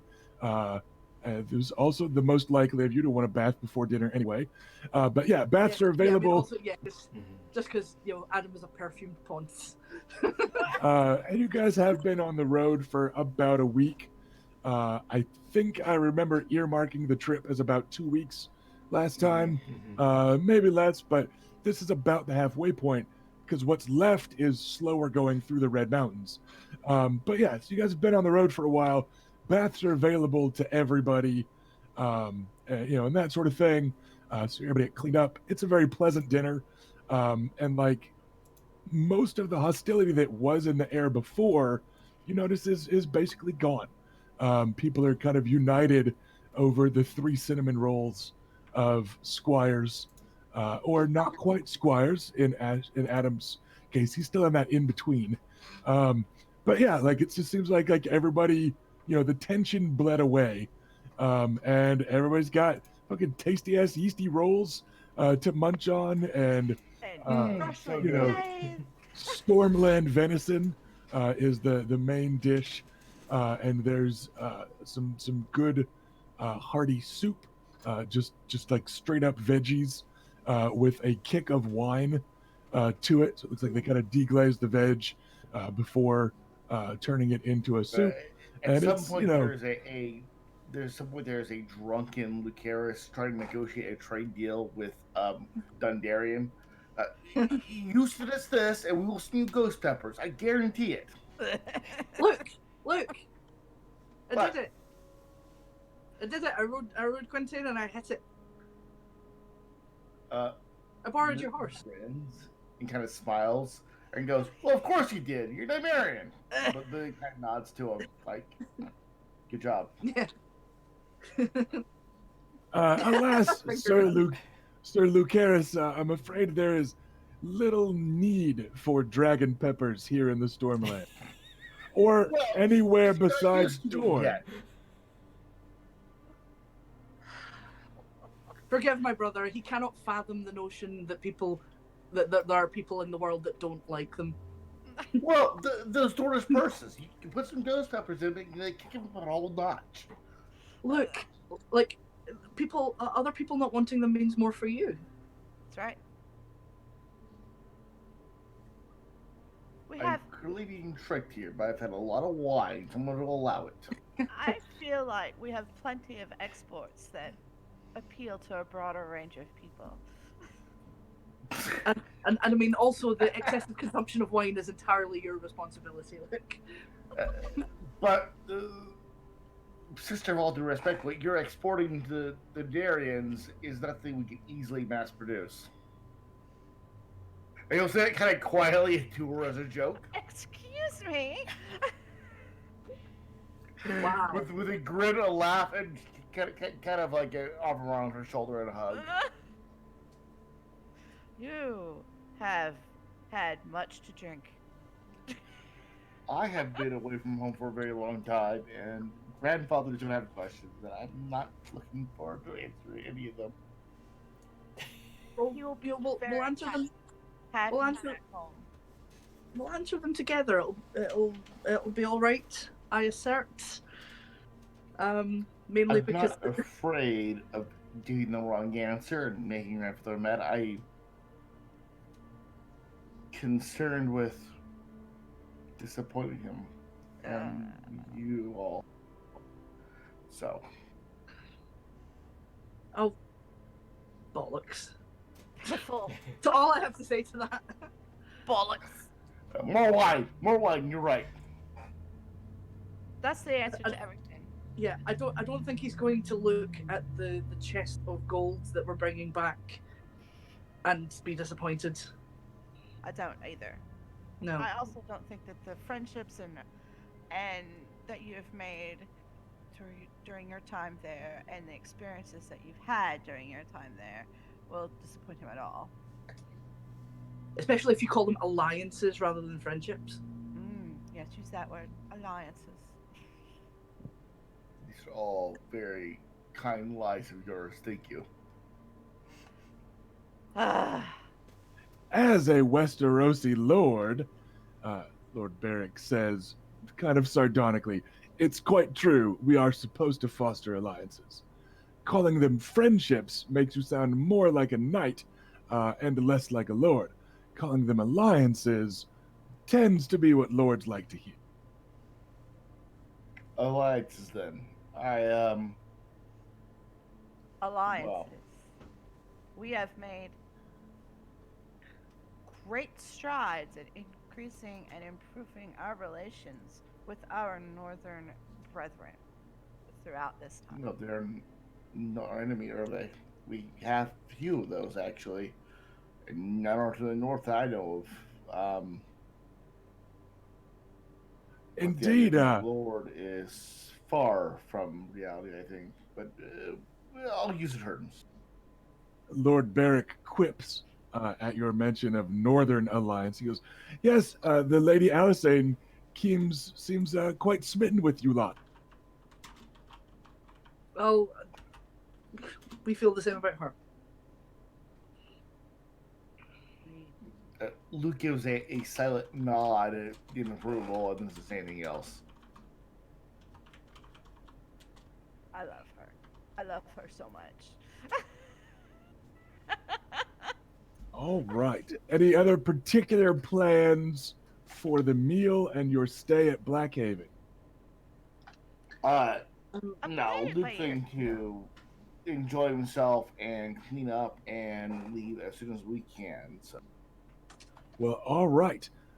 We will cut to the next kind of slow drone camera footage travel slow motion as you are leaving the next day. One second. Felicia, did you have something to add? I didn't interrupt you. Raina plays it by ear. This is Dontarian's. This is Dontarian's home. So we play it by ear and keep it as casual and chill as he does. Unless he doesn't, and then and then she tries to be just as not chill as he isn't. You two are adorable. After the Marry you instead. after the slow fade away from the pleasant dinner, it cuts to the party starting to leave the next morning, and the Lord Barrick saying a final farewell to the Lady Reyna, who is the last to leave because she's the most emotionally saddled to this place. And he sounds a little sad as he says, I hope that our guest quarters were to your liking last evening, because he was very prim and professional and honorable, and you did just stay in guest quarters like your sibling. Like I was supposed to. They were quite adequate. Damned with faint praise. There were better options. It was a little chilly, my lords. Oh no, they was adequate. We I have grown used to having you close by, and I've grown accustomed to your face. that's kind of it. But Lots of places on my body. true. No dick in them quarters. But I just hope that we have occasion in the future to see each other again. Indeed. Midway through the Stoneway to Blackhaven is not so long a trip. And we do, of course, make our way down the Stoneway when we have occasion to visit young Lord Edric's home, or other points Dornish. So I'm sure we will see each other again before too long, my lady. See how he didn't. So how he referred to Edric's home and not his betrothed's home. Mm-hmm. You've made an impression. Well, we consider yourself invited to the name day feast and tourney that we are planning to host in the future for my little brother's birthday or name day. Of course, we look forward to the invitation, and I'm sure Edric is already chomping at the bit to try his hand at another squire's joust. I cannot wait to see if that boy can swim. Swim or die. All right. But I will take my leave. Not without a small bit of melancholy. Travel safely, my lady, and give my regards to your lord grandfather. 7 blessings. Grandpa, my boyfriend said hi. Berg said hello. All right, then. We are going to fade to our break as the small kind of wagon convoy continues its way southward. So we're going to come back at the end of this countdown that will take over your screen momentarily, and we'll see you when we get back, everybody. In a minute.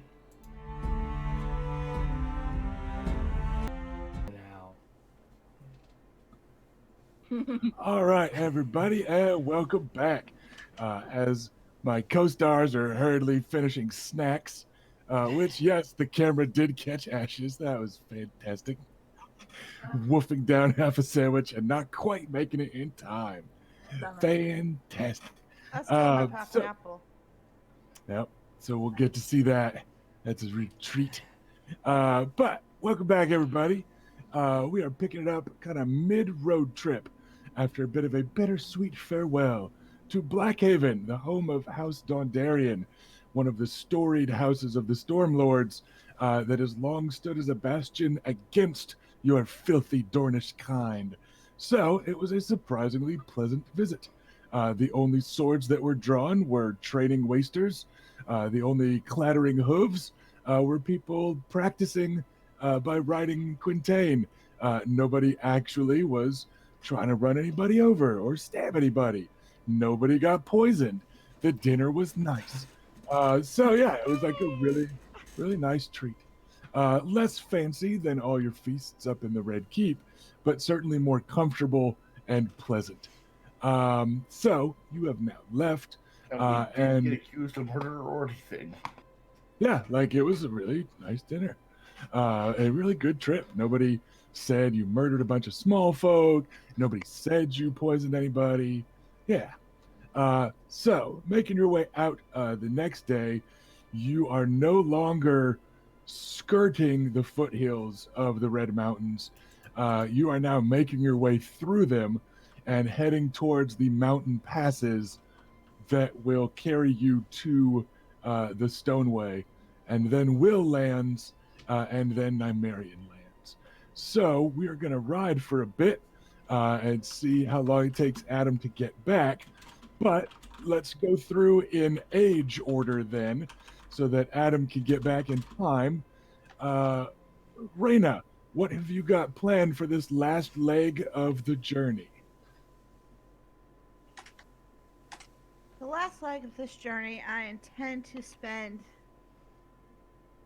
assisting with fixing the rift betwixt us and Horus. That may be that I don't have to be involved. I don't know yet. We're just gonna see what happens with Adam and Horus. If I have to witness, that's fine. He does deserve to know who his father is.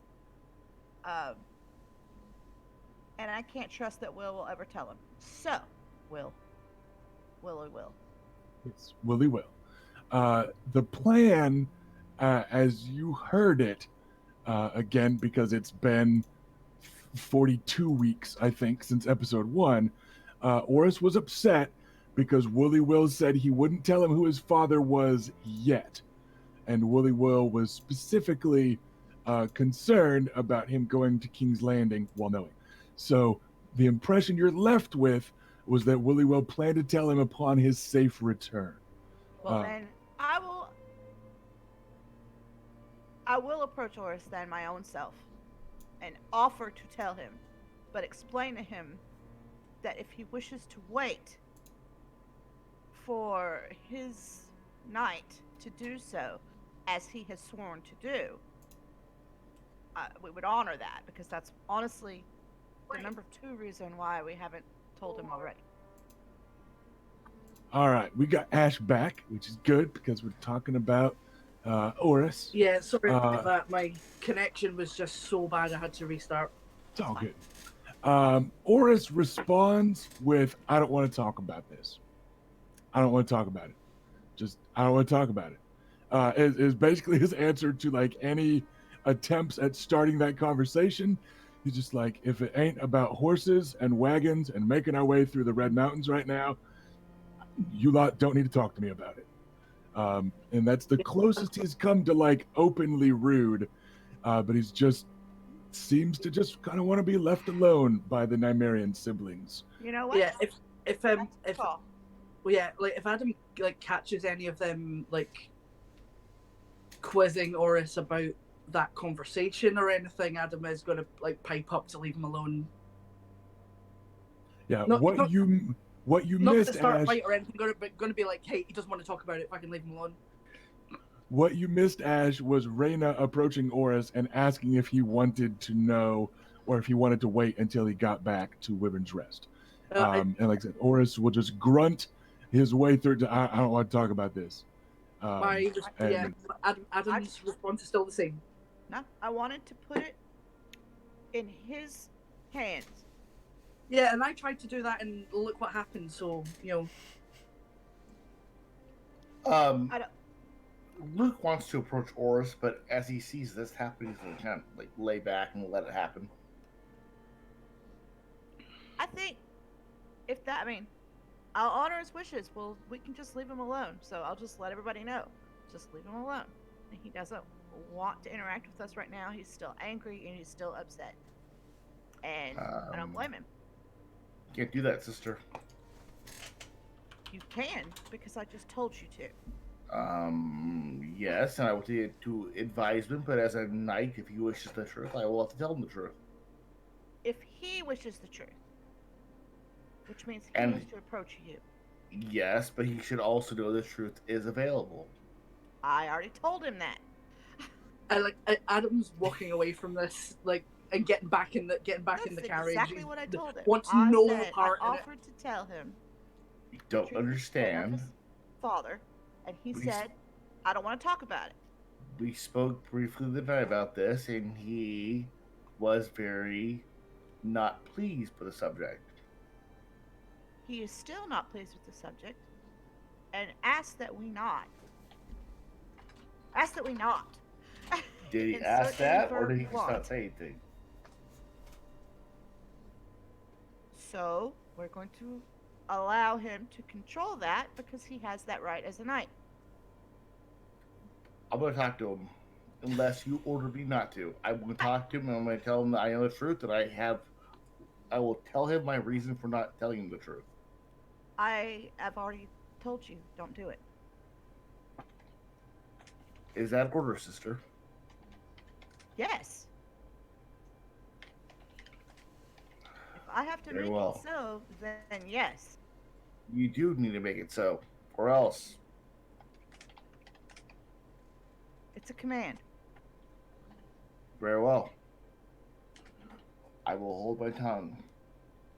Unless it has to do with horses, traveling, the wagon, or things like that. He does not wish to interact with us, and that is the command that I'm giving. He will not. Very sarcastically, Luke says, you know who's good at horses? Your biological father, Oris. Yeah, don't do that.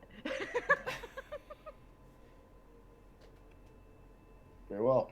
I will keep what I know to myself. I feel I owe him an explanation as to why we kept things from him. But Huh? I will not broach the subject even further if you wish, sister. Thank you. Oh, you're very welcome. So what's Bela been up to during the trip? She didn't pick a fight with any Stormlanders. No. She's feeling better. You've had time to heal up. You're still a little sore, but after a certain point, soreness from wounds just never goes away. But what's Bela up to during all this? All of these conversations going on.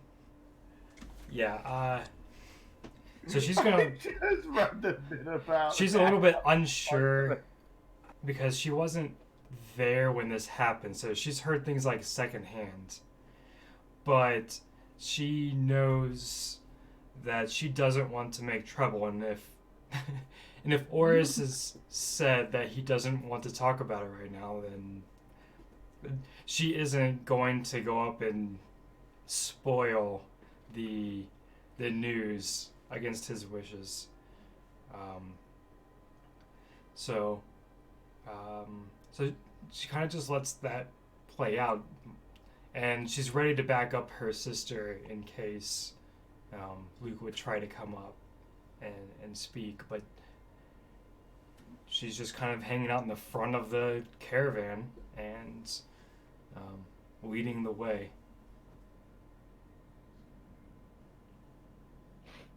Alrighty. It is super clear that Luke wants to talk to him, but he has ordered not to, so he's holding his tongue. I mean, Robert, you can always disobey a direct order from the. In theory. However, if Adam finds out about anyone making Oris more pissed off with him, he will shoot them. There are things as a character I'm going to say to Oris, but I told him not to. So All right. at the moment, Luke seems to be following the orders he's been given. See, Problem is, Goodness as we get further south, he has to listen to women more. It's gross. On the topic of getting further south, you are now solidly into the Red Mountains of Dorne. It's stone and sand on all sides. The vegetation is rarer and hardier. It's not the soft, lush greens of the Kingswood and of the rolling hills of the Stormlands with their rugged natural beauty. It's a different type of rugged natural beauty. In Dorne, the land itself is fierce and proud, and you need to lean a little bit more on the goods that you've got packed in that wagon for the the animals to eat. There's some stuff that they can graze on, particularly the sand steeds, which need to eat less and are more accustomed to this territory. But yeah, it's getting, at least by my standards, to be much less pleasant, territory. And you were all reminded that the Vulture King is afoot. So your crossbowmen that you've hired and the other men at arms are definitely keeping a more wary eye out as you're traveling. You're definitely keeping more of a guard overnight as you're making camp. You are in more dangerous territory, particularly because there has been no Will of Will for quite some time, because your cousin Will was off trying to recover the family sword that you now have, and you now have your cousin's remains as well.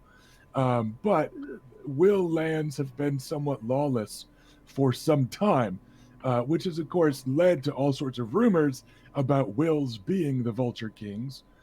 They have in the past. They have fed and financed the Vulture Kings in the past. They have used Vulture Kings as excuses to commit atrocities on Stormlanders in the past. Sordid history. So lots of that stuff has added to the reputation of House Will in recent years, in the last few years since your cousin took off to avenge his father's death and return the family sword. And right now, remember that the standings of House Will, their holdings are up in the air. Nobody knew, including you lot or the Maesters, off the top of their heads who was next in line. So it's going to be waiting on a call from Prince Doran in some time. Like he'd be the one to make that call, or in theory, King Robert, of course, could overrule Prince Doran. But right now, it's just a reminder that you are back in the kind of pure danger of home, as opposed to the treacherous danger of King's Landing. So I imagine for some of you, at least, this is a little reassuring. Like I imagine Bela likes this a little bit better than being up in King's Landing, not being taken seriously because she's a woman, having to worry about, disrespect and poison and lies and slander. And she's just like, listen, like I know what to fucking do with a bandit. Like a thief's a thief. Let's do this thing. Yeah. So, I know Bela likes this. How's Raina feeling? I'm feeling good. I enjoy being in more familiar territory, even though it is a higher risk. I like that edge. I don't like it as much as Bela. But I mean, I'm not an adrenaline addict, but it's a different kind of sharpening of the senses. It's a different use of our natural abilities, such as our bonus dice and notice.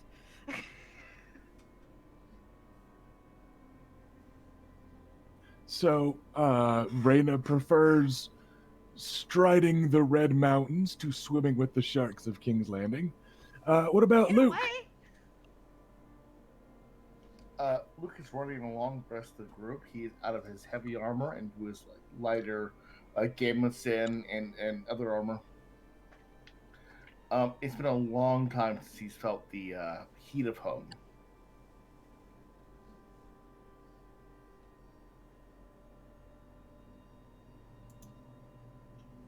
One second, I'm trying to holler to Felicia. Did we just lose? Okay, Robert looks like he's coming. Yeah, I'm here.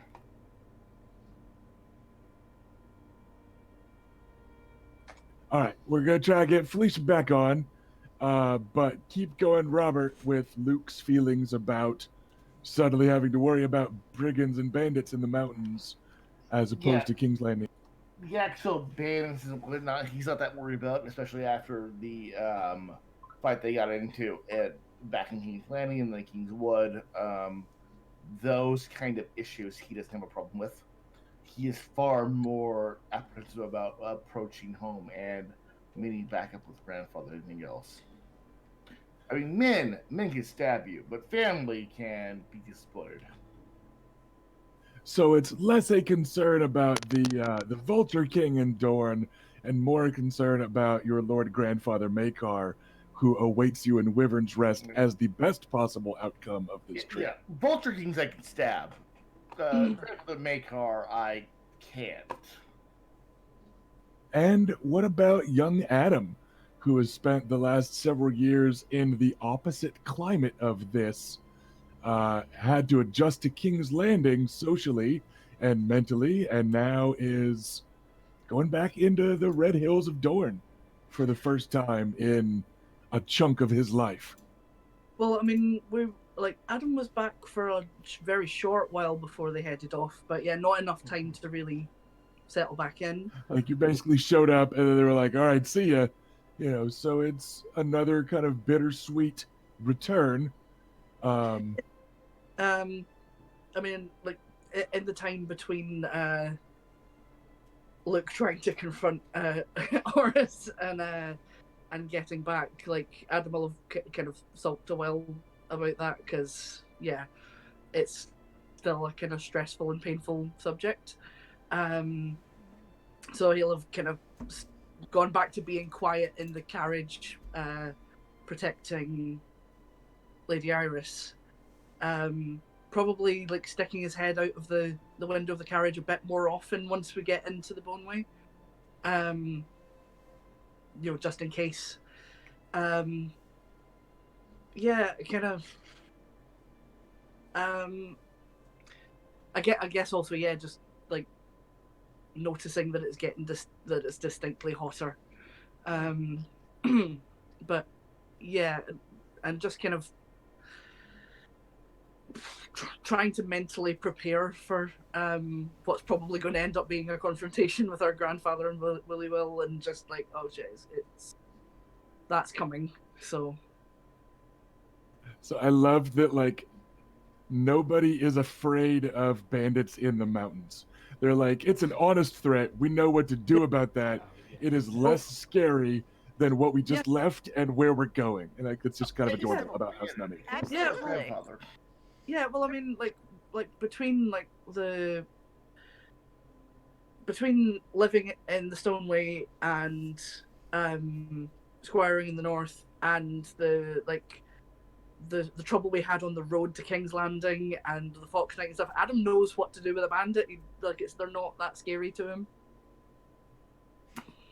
It's straightforward to resolve, right? Like, you don't have to navigate who's going to be upset and who's going to use this against you. It's just they're trying to rob you, and so you do what you do to all thieves: you slit their throat and make examples of them so that no one else tries it again.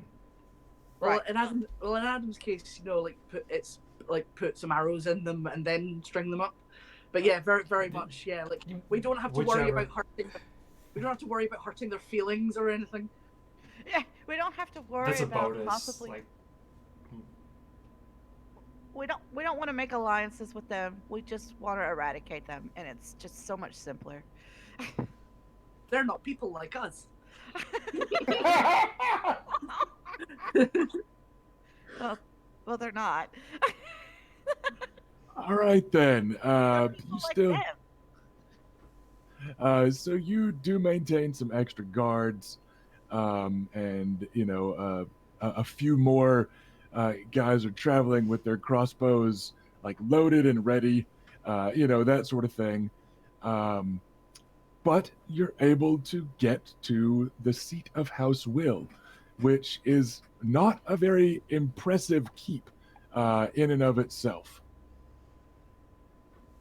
Well, you mentioned before they've fallen on hard times and they just don't have much money. Will's Yeah, there. ancestral weapon. What style was it? Sorry, what kind of weapon was it? It was a sword. It's yeah. Scorpion is a Valyrian steel sword. Longsword. Yeah. Okay. Do not keep it for yourself. Yeah, we don't get to say who gets to keep that. Yeah, I'm I was, holding I on. was, I was, Okay. I was just joking. I Yes. think we actually do get to say, but Luke's not volunteering that of it. Castle Will is not terribly impressive, but you know that they have tunneled beneath it, and that their castle is linked to great caverns that some say are linked to the tunnels that all through the Red Mountains. And House Will likes you. You lot are cousins of theirs, but you are not Will's. So you have never been in the caverns beneath their keep. You have been guests in Will on occasion before, because they're your nearest neighbors and your kin. But they're very clear cut about like who gets to those caverns and who doesn't. So nobody really knows how big their castle is if you count the tunnels and all that beneath it, those basements and sub basements and whatever caverns they lead to.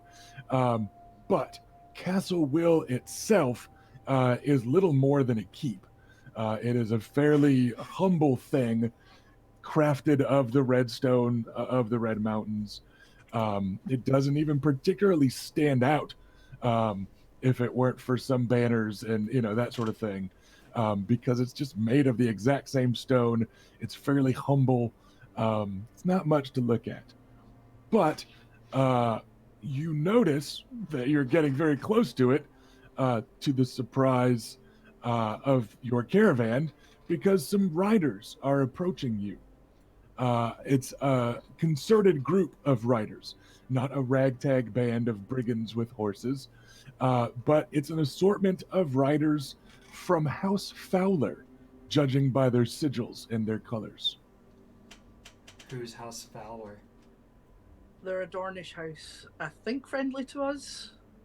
House Fowler is one of the other major houses in Dorne that are almost peers of House Nimeros Martell instead of like underlings. Most regions of Westeros have a house or two that are on par with the warden of that area and the lord of that region. House Fowler is one of those. They are a very old house. They were originally blood of the first men back in the day. The way that there's like pockets of Andal blood in Dorne, etc., etc. They're old school, even compared to that. And they were also kings in Dorne back in the day when they were all different, principalities throughout Westeros. So they're a major house. They like gray and a dark blue. And Fowler is the hawk that they use to hunt fowl. Like it's that term of Fowler. Their sigil is a hooded hawk, like for hunting, and their words are "Let me soar." In the same way that House Ironwood are wardens of the Stoneway, House Fowler are the wardens of the Prince's Pass.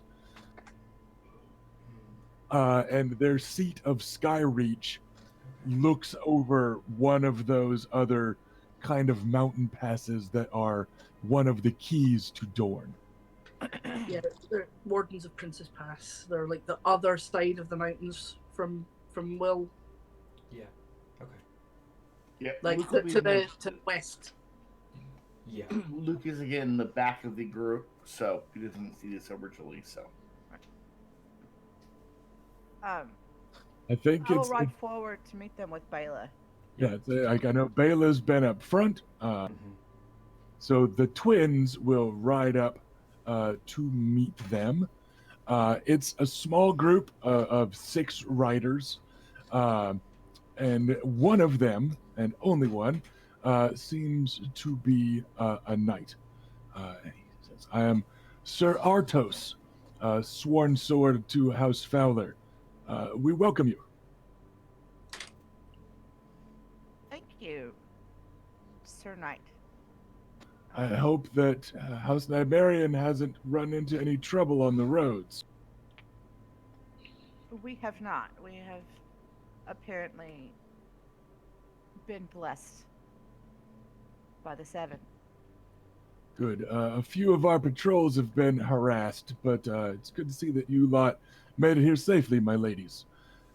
Prince Doran has tasked House Fowler with assisting in the defense of the Stoneway, given the unfortunate news of what has happened to the Will of Will, and given what rumors we have heard of disagreement between Houses Nymerian and Ironwood.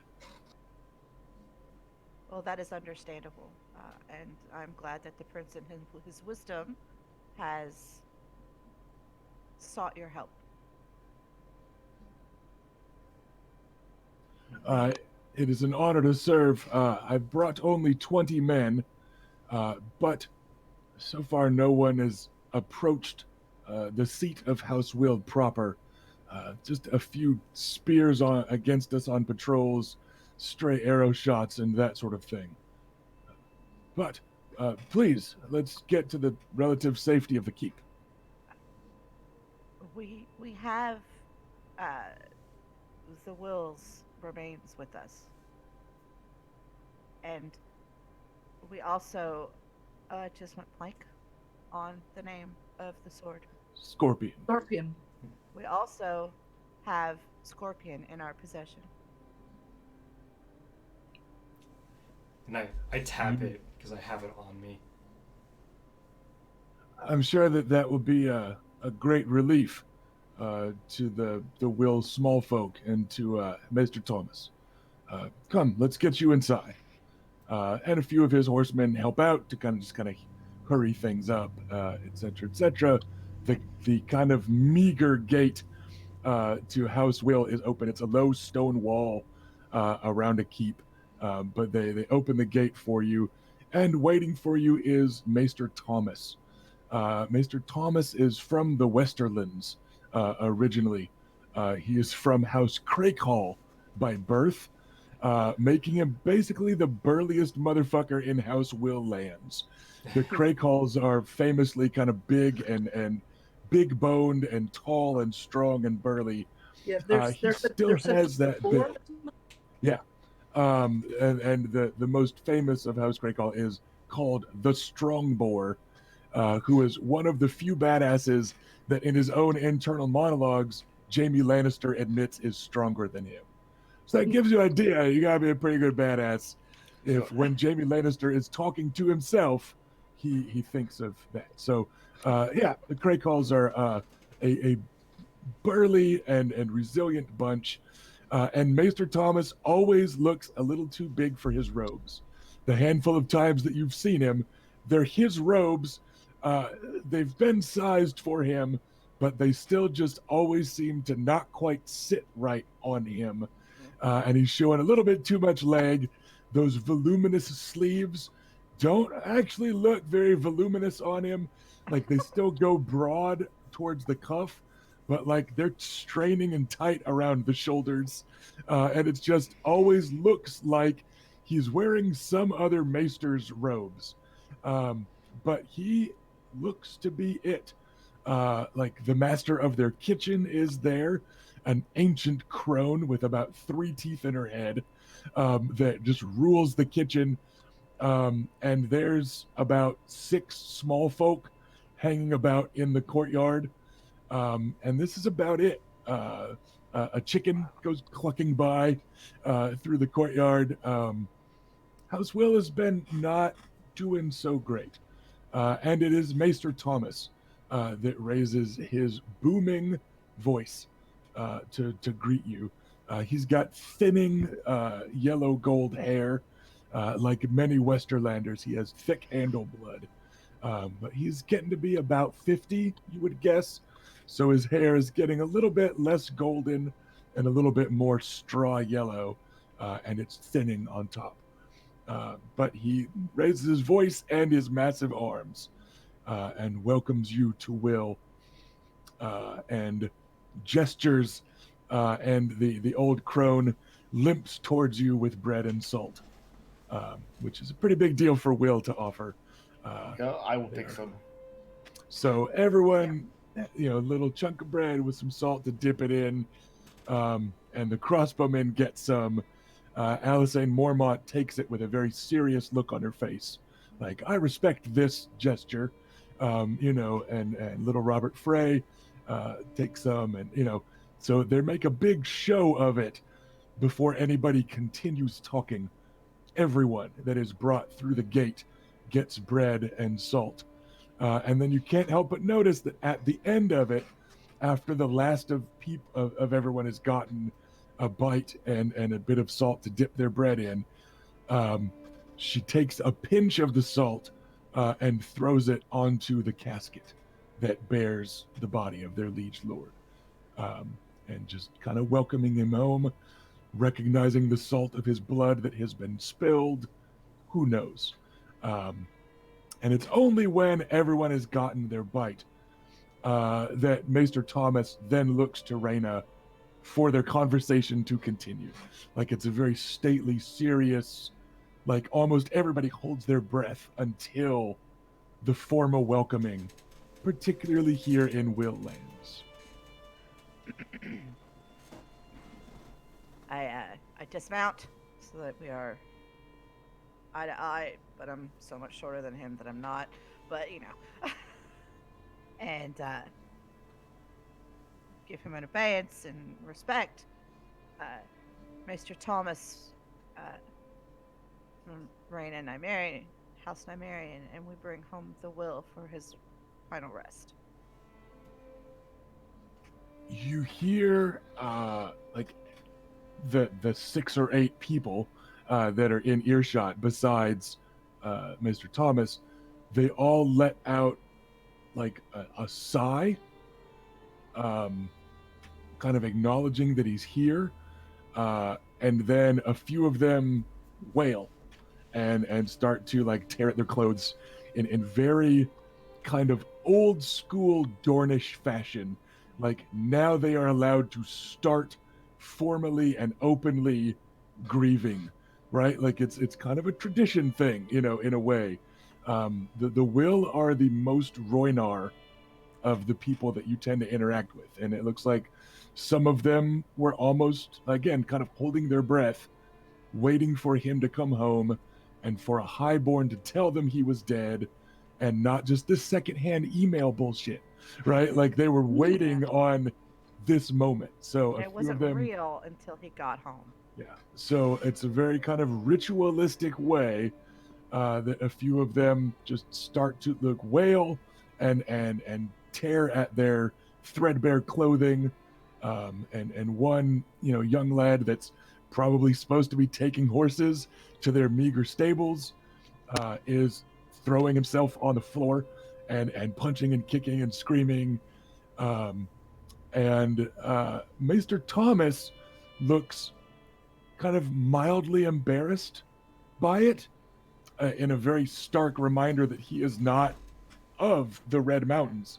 He is not of Dorne. He has been assigned to Dorne. He's been here as long as any of you have been alive, but he still knows that this isn't quite his place, and it never will be to the locals. So he just kind of looks a little like, yeah, sorry, I knew that was going to happen. And it looks like he's kind of trying to just like ignore it and continue a kind of stately conversation. So he gives them a few moments, and he says, the will of Will should be returned home, and we appreciate that you risked the dangers of the road to bring him to us. We heard by Raven that he died a victor, and that he succeeded in retrieving Scorpion. Is that true, my lady? That is true. He died nobly in a trial by 7, defending House Nymerian's honor, and we emerged victorious, but with his loss. He did take the field with Scorpion, who he had recovered, or which he had recovered before during the tourney. It is here to be returned to the lands where it belongs. And you can't help but notice that while the openly wailing grievers did not stop wailing, all of their wailing just happened to get quiet enough that everybody else nearby could hear you like announce that, right? Like they're still like sobbing, but they became these like muffled sobs to let everybody hear that, you know, their lord like died a hero, and he was victorious in avenging his father. He was victorious in defending his blood with House Nymerian's honor at stake. You know, like again, it's not fake, but you get the feeling that like some of this grieving display is kind of ceremonial or ritualistic It's in a definitely way, ritualistic. you know. So like they muffle it just enough that everyone can hear it. And Bela, you're standing there with Scorpion on your hip. Do you? Yeah, I What are you present it. doing with it? Okay. Are you gonna like draw it to show off the steel? Are you gonna offer the whole sword belt over? What do you think sounds cool? Um, if the scabbard is very detailed and such, I will just leave it in the scabbard. But if it's a little bit more plain, I'll draw it out so that it can be seen by all there for evidence and confirmation, and then I'll put it back into the scabbard. It's a very plain scabbard. Okay. You remember that Sir Gennady Shaneen, a Dornish hedge knight of no repute and ill character, had been carrying it, and that he even kept the hilt like wrapped in cloth to hide it. So it's a very like purposefully plain scabbard with some scuffs on the leather and yada yada. But yeah, that bared steel and Scorpion is pretty distinct. It's got a reddish hue to it, so it's kind of a reddish gray in the whorls and ripples, and there's no mistaking it. And a very high pitched gasp escapes the gathered mourners, um, and then the wailing begins anew as you hand the sword over. And Maester Thomas takes it, and then he gestures. And you see that Sir Artos and a few of the other riders from House Fowler, 4 of them, are lifting the coffin out of the wagon. They definitely seem to have gotten orders from Maester Thomas earlier. And they vanish into the keep with the coffin. Maester Thomas hands the sword belt over to Sir Artos to carry. And Artis takes the sword, they take the coffin. The loudest and grieviest of the wailing griefers form like a 3 or 4 person parade that kind of follows the coffin into the darkness of Will, which is the seat of House Will. It's the name of their castle. And you're left, much like with the odd look, where there was no telling how deep the moat was around Blackhaven, because you saw it late in the afternoon when the sun wasn't right overhead, and then you left early in the morning when the sun was barely on the horizon, and you could not see how deep and dark that moat went. You are reminded that despite all their differences and the bloodshed and atrocities, you don't know how deep and dark House Will goes either. And maybe Blackhaven and Will aren't so different in their way. You would have no idea how far that body is going to be taken. And the wailing just kind of recedes into the distance. It picks up a terrible, ghostly echo when they go inside, and like the acoustics are just weird, and it picks up the wailing, and like as they get into the door, it suddenly sounds like the wailing is coming from the top windows of the tower and from the side. It just, the way that kind of undulating, sobbing, grief-filled screaming is echoing out from Will itself as they vanish into its depths. And it's a pretty creepy reminder that House Will is its own place, and that you are not quite of it. But as though to reconcile that, Maester Thomas, like as if he picks up that moment of reminder that you're not quite of this place, he says, "But come, let us have a few of the men see to your horses and their ilk, and let's get you all settled in for dinner, please. Let us see a bit more life in this place, even if only for a night." We would be honored and appreciative. Thank you, Maester.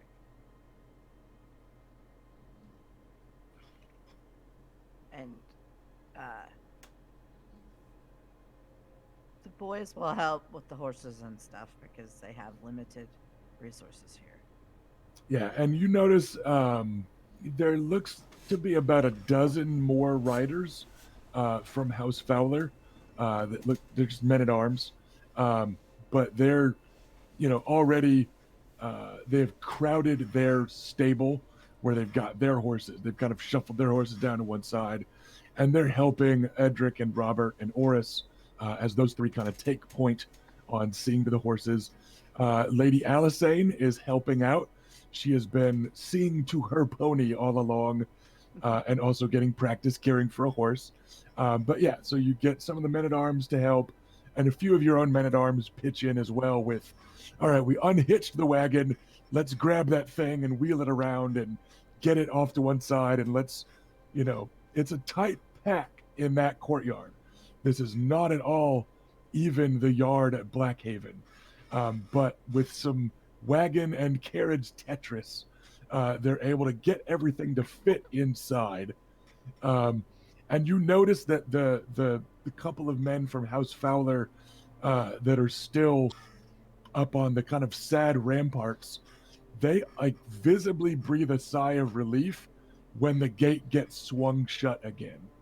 Like a very getting back on base in a Vietnam movie, right? Like it's that sort of moment of like, okay, like we're in the green zone, the gate is shut. These people aren't all Vulture King killers beneath those colors. Like this is really allies, and it's closed again. Like there's no mistaking that sort of tension in the man-at-arms that are up there with the crossbowmen and stuff. So, what you're left with is again a less pleasant evening, but you can see that they are mustering up what hospitality they can. It is like it's a very spicy stew of goat and potato and some lentils, and it's so watered down it might be a soup, right? But they added water to make enough for everybody, right? And you get the feeling that might be just about the last of their meat. You saw a few chickens, and that's been about it upstairs, or outside, I should say. So, like they're doing their best. Like you can tell that they've gone all out to make a good meal for this many more people. Is the definite feeling that you get. Go ahead, Ash. From my having kind of taken a bit of an itinerary and been kind of checking on that as we went, do I get a sense that we can spare any of this for them? Any of the stuff we have? Yeah, most of what you were bringing from King's Landing were kind of luxury goods that are just cheaper to get in King's Landing than at home. None of it Okay. is like stuff like Wyvern's Rest will not starve if you don't bring home those red reach potatoes, right? That you got in King's Landing instead, So, um, yeah, you kind of like some red potatoes instead of the normal ones, but like these people might need those like it's that sort of thing that you're bringing home. It's, you know, maybe we don't need exactly that type of barley from the Stormlands, or Yeah. you know what I Well, I mean? mean, It's yeah, that type of stuff. yeah. I mean that's what I'm thinking. Like I'm just kind of thinking, like, can we help? And that's a way I can think of that we can maybe help. Yeah, you absolutely could. Um, Well, I Wyvern's definitely. Rest. Sorry, Go well, ahead. then I definitely want to make sure that what we can spare makes its way to them. Yeah, Wyvern's Rest doesn't need the stuff you're bringing home. Right. Wyvern's Rest kind of wanted it to just mix up some of the flavors and stuff, but like you could leave most of the food stuff you're bringing home here, and it would be a measurable good. And Adam's the one that's kind of in charge of that wagon. Rain is in charge of everything, I but mean, Adam's the only one that has a sheet of paper that has that inventory written down on it, right? So like, yeah, Grandpa's not necessarily expecting this stuff. This was all just like, hey, let's bring some of these, So yeah, like it could be a lot of stuff that gets left here. yeah. I think just as a courtesy, I'm going to let Rena know I want to do this. Um, so Have it offloaded So- into their stables or into oh their, my, area storage. good. Okay, I wanted to check that it was all right with you because I think they need it more than we do. These are our cousins, and while our blood ties may not be very close, they're our Dornish brethren. And yes, they need it more Alright. than we do. Right, I'll make sure that gets moved then. Yeah, and you have no problem between the House Fowler riders and your own men at arms and the squires that are eager to help out. Little Robert and well, like Edric's not here anymore, so it's just Robert. But they're eager to yeah, like I think they could use this stuff. You know, Well then um, help. Well then, like, pick up that sack and help me shift it.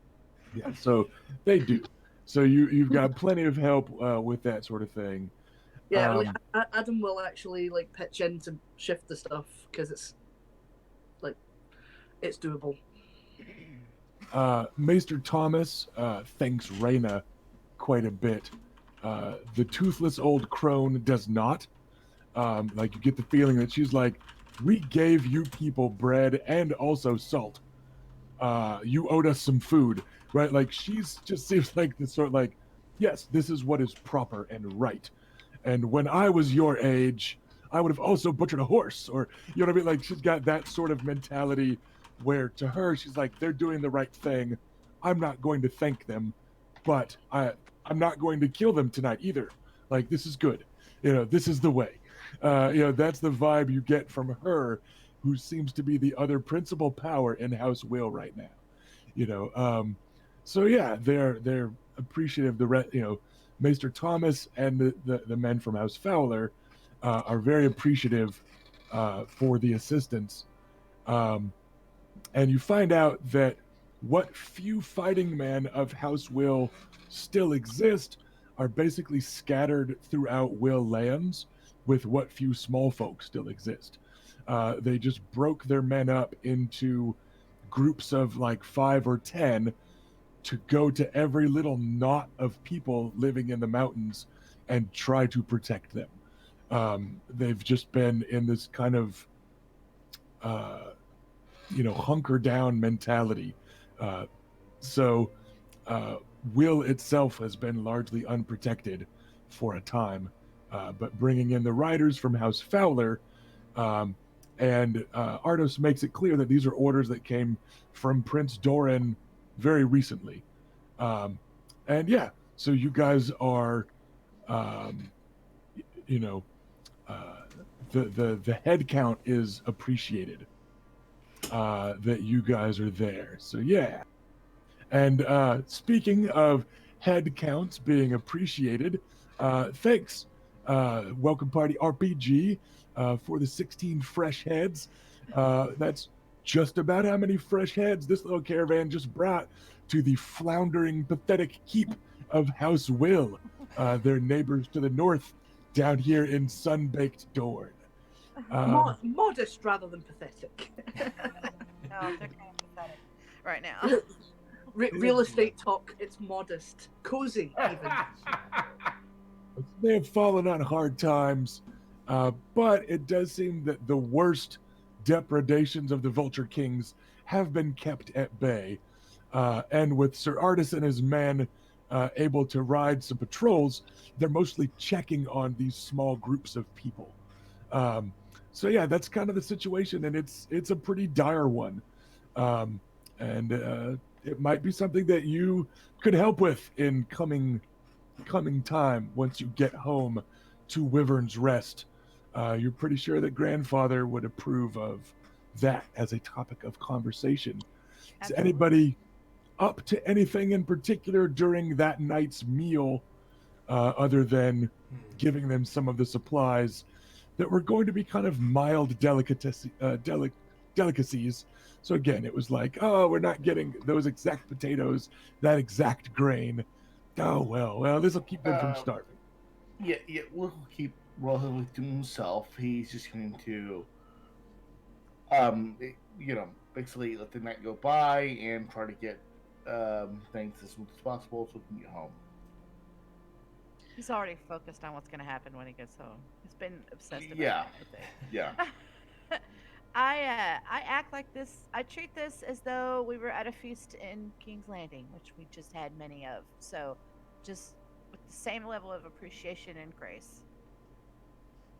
Yeah. No one comments on it, but again, you get the feeling like that sort of grace and politeness, and kind of ceremonial guest action, and respect, like that might be keeping throats from getting slit when you guys go to bed tonight.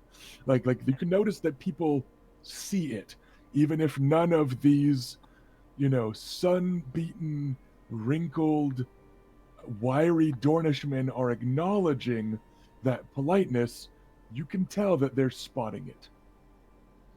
Bela, you were about to I was add? agreeing that, yeah, treating it just the same and being sort of reflective and thinking on the week that I spent with cousin Will and what this might mean for the future now that we're actually back here and starting to face the repercussions of the events from King's Landing.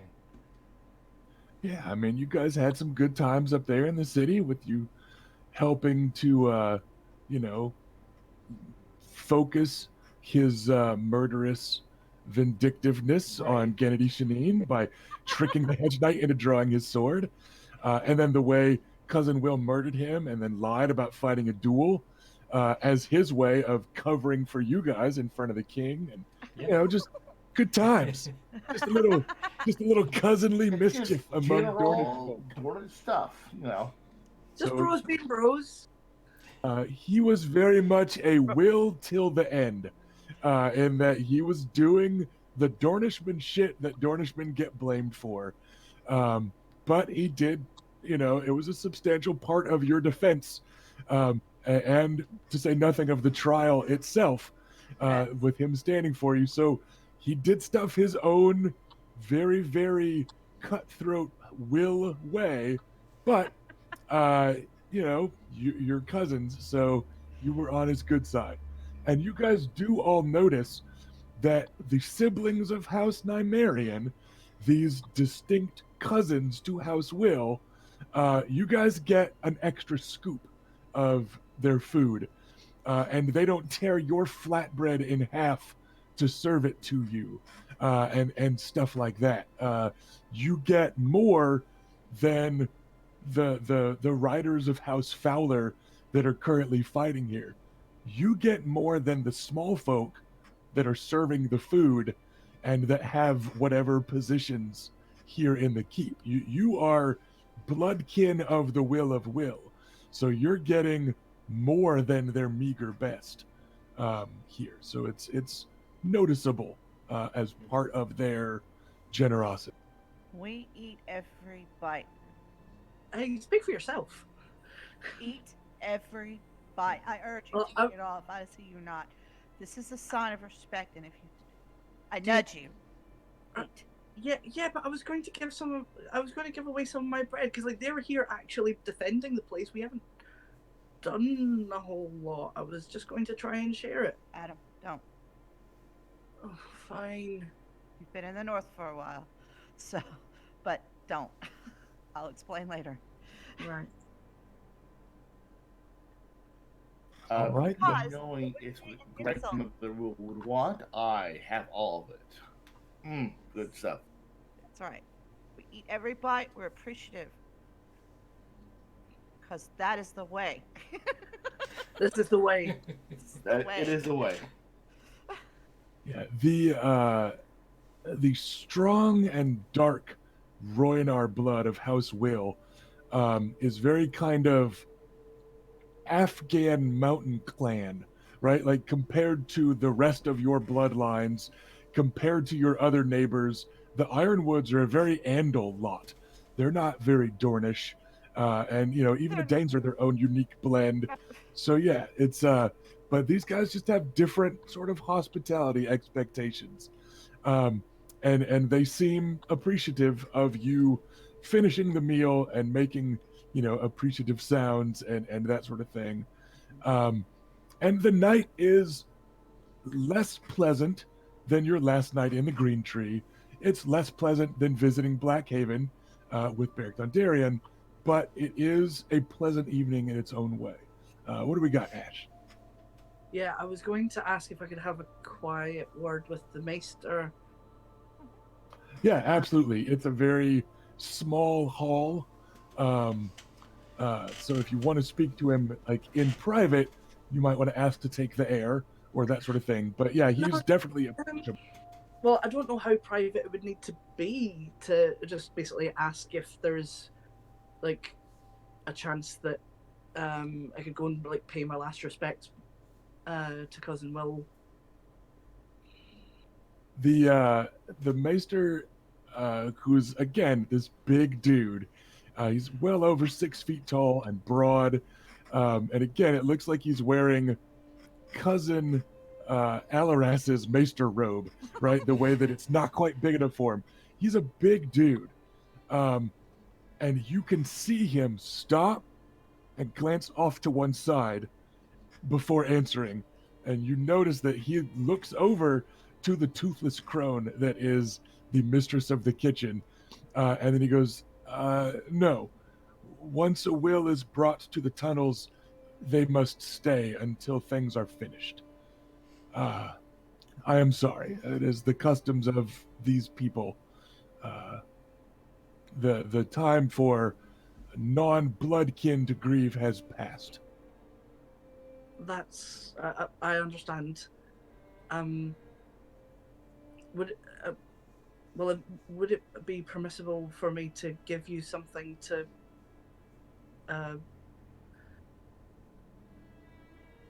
for the burial? I had something made for him, a cloak, and if it's possible, I would like it to be included in his funeral. I will gladly take such a thing.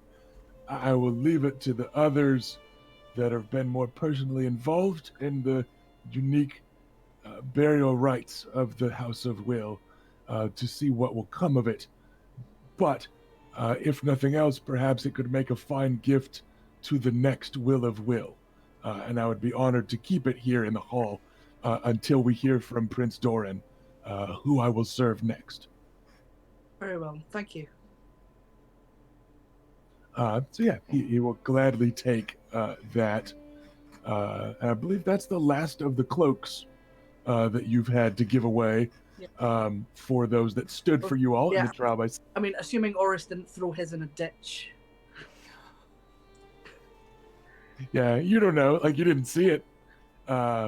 It might have gone in a ditch on the other side of the carriage than the one you were looking out the window, but you certainly Rusty, didn't see it tossed into a ditch anyway. with this evening, how much drinking was there? Was it, let's say, on a scale from 1 to 10, was it a 6 or above or lower? Lower, because you get the feeling they don't have much. They don't have enough for people to drink to excess. Okay. Probably pretty watered. Yeah, and their wine is weaker than you are used to. Where again, you get the distinct impression that they were like, shit, like this is doubling the number of people in the keep. And we've already got these 20 hungry horsemen to worry about. And shit, Okay. I don't know, just pour some water in there, right? Yeah. Like that's definitely the vibe. Given that Luke will have a normal amount and will not drink to excess, so. So, there's what we got. It's a sad night. It's a serious night. People aren't super chatty or anything like that, but you are welcomed and you are respected because they know that your grandmother was a will, and Luke you will know say a that few that words that of most counts. along the lines of how quick to help us Kazumbo was and all that. So Talked about how good it was. Everybody stares and listens, and then like nobody responds. They just kind of like listen and absorb what you say, but they don't thank you for saying it or agree or tell their own story about cousin Will. It's just like, okay, you told us that, we listened. Okay, right? It's just a little bit different people. with that done, I will, before the night's out, I will check on Lady Janet, make sure she's okay. Lady Iris has been very tense through all this. The Danets are also a very Andal-blooded house. They're not a particularly Dornish type, and you get the feeling that they kind of doubled down on being raised to act like Andals in the last 20 years since Robert's Rebellion saw their house absorbed by House Ironwood. Right. Like, you get the feeling like she's, you know, none of them that you spoke with going back to young Adam Dannett before Reyna murdered him in a trial by combat. We're not So, murder anybody. Only Uh, half. Half murdered. None of them spoke with any sort of like Dornish accent. Like, you get the feeling that they worked to hide it, like kind of like the Ironwoods do. You know, Dorne's weird that way, and that a lot of the noble houses of Dorne have gone out of their way to not intermarry with like Roynish folk, or maybe Roynish folk have gone out of their way not to intermarry with them, right? So When Luke she, checks on her, it'll be clear that he has had too much to drink, but is otherwise just essentially concerned for her. yeah, so she seems a little off-put by all of this, but yeah, she doesn't get the bigger scoops that you guys got, so it clearly wasn't just for being highborn. But yeah, like she seems very tense and skittish, but she's seemed tense and skittish since you guys kind of directly contributed to the last of Right. her family dying, and then King Robert gave her away to you on a lark because you didn't murder anybody quite legally. So she's been a little skittish, you know, but it How seems, dare she? yeah, a little nervous. Yeah, Luke will approach the area where she's at with a cup of wine, and he will kind of hand it in her direction, not hand it to her, but sit next to her. Lady, She inches things have been away a little tense, bit. but are you okay? Right. I am as well as I have been of late, sir. So not that well, correct? Not as well as you, it would appear.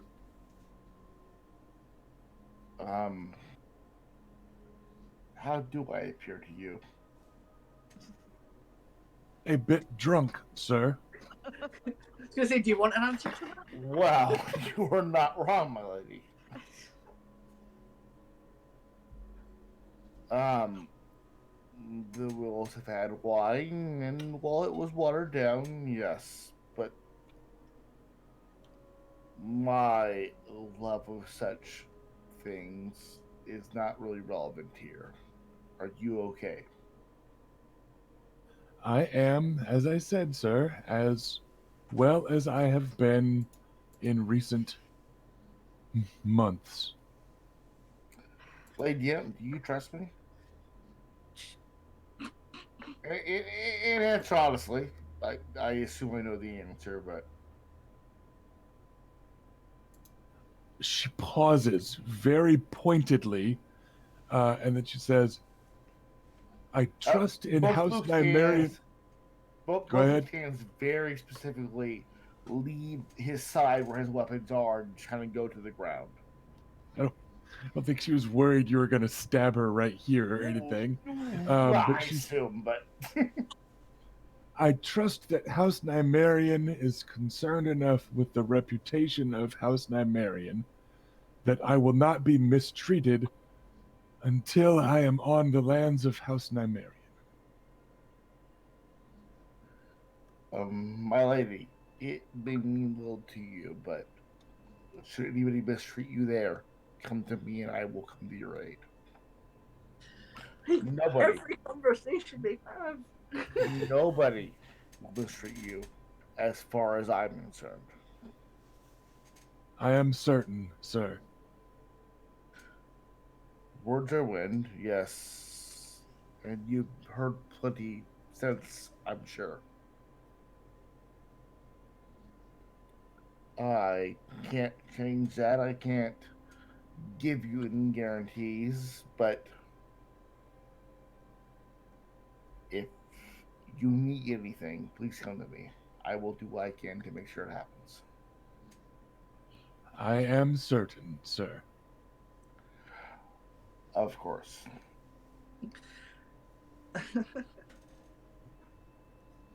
um, no, sorry. Like, were you going to say something else there? Yes. With a long pause, Luke will leave the wineskin behind and kind of nod to her and slowly leave and just let her be. She Okay. seems content with that. Okay, I was just about. I was like, right, okay, am I going to have to come and rescue her? But no, it's fine. You are welcome too, but Oh, just you were making her uncomfortable.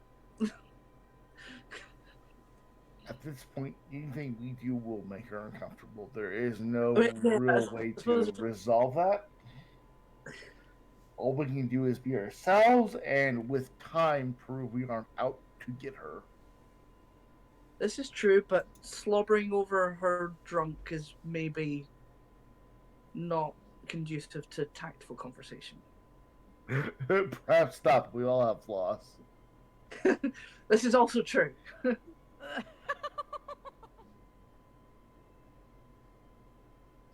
With that, Luke is eager to get back to Woodward's rest. So,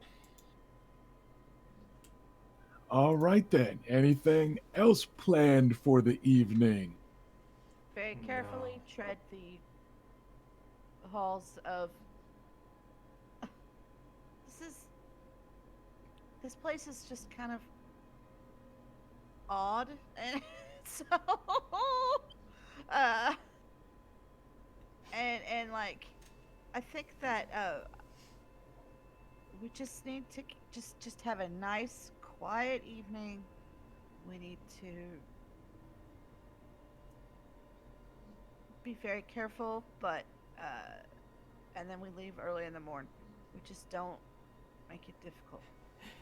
Yeah, the options were either just to like have a nice, pleasant, easy evening, or to get into some mischief by going exploring, and I think that might go poorly. So I'm gonna go easy tonight, and if a need should arrive, we can always come back at some future time to go exploring. Right. You are given fairly meager quarters that you're pretty sure are all they have. The riders from House Fowler that are here and protecting them are sleeping over the stables. Like it's a two-story stable thing, and normally the top floor is probably like storage for food stuff or whatever. The riders from House Fowler are sleeping up there. You see Oris putting up his like little soldier's tent out there in the yard, um, and then you see the Lady Bessa climbing into it as Oris spreads out a bedroll outside the tent Aww. at the doorway to protect his mum as she sleeps inside. Yeah, I was gonna say if he was going in the tent and leaving her in the bedroll, like Adam was gonna have to shout at him. But that's not like him. Like, get out of that tent right now!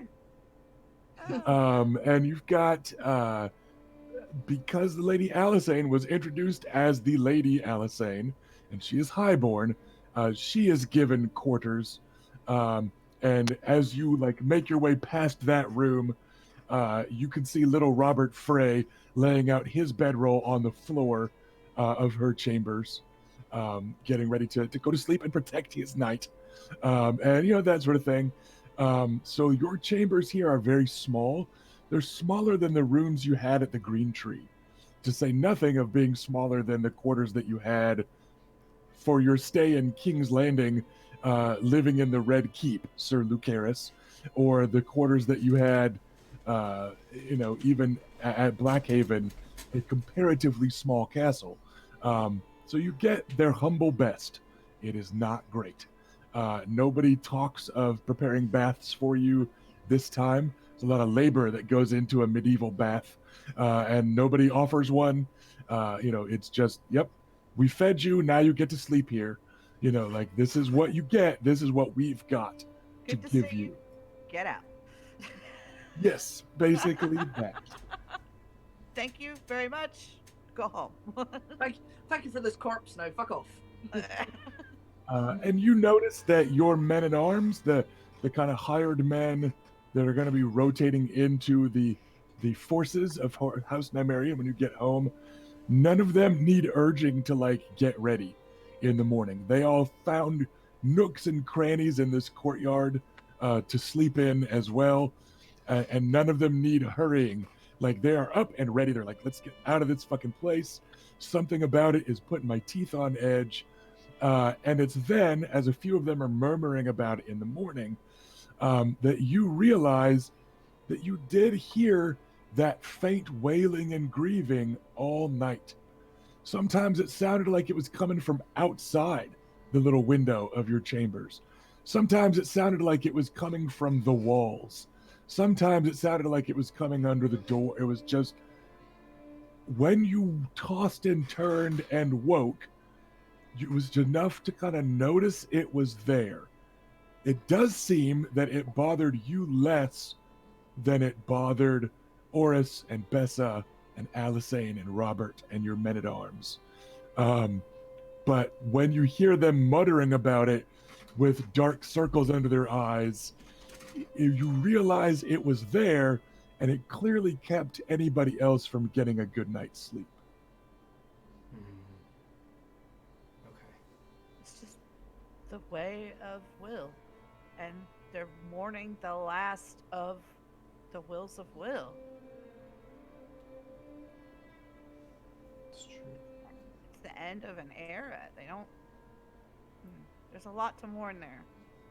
They don't know who the next will of will is going to be, and neither do you. Neither did Grand Maester Pycelle off the top of his head. And for all that we rightfully give the Grand Maester some shit for how long it takes him to share his knowledge, there is no denying that he just knows stuff. So, like, this was the first time that you saw somebody ask him a lineage question, And he was and like, he oh, like, no. I shall have to research that, Your Grace. Like, he doesn't normally say that unless he's like stalling for time, but like, and it was also able to be confirmed, of course, with cousin Alaras, who is himself of Dornish descent, and serving as apprentice to him, that like they don't know. Like they're gonna have to do a pretty deep dive to go looking and see just who the next Will of Will should be. So yeah, they are a people whose future is up in the air and whose recent past has been pretty unpleasant. So maybe it's hard to blame them for being a little off-putting. What do we got, Ash? Yeah, just want to approach Oris for a minute. Is this like while the caravan's getting ready to get rolling, or Yeah. are you? Yeah, but before we actually head out, yeah. Just, Okay. He's just packing some shit up and double checking how horses are, prepped on their wagons, and the horses that are being led by wagons. Like his war horses are, just being led in a bit of a chain, and so he's doing horsey stuff. Oris, Huh? I could take the wagon for a little bit if you wanted to catch up on some sleep. I'm fine. Are you sure? Yes. All right then. And he doesn't like look at you. This is old school grunty, not talking to people Oris. He's not being mean or mad, but he is not looking up from the straps that he is adjusting. He is not looking at you to talk to you. It's just a few non-committal grunts refusing assistance, like in the good old days. Yeah, well, this was just a kind of a small attempt to make an inroad because Adam's usual apology language is apparently not acceptable anymore. So he's trying a different one of offering to do stuff. You may but recall.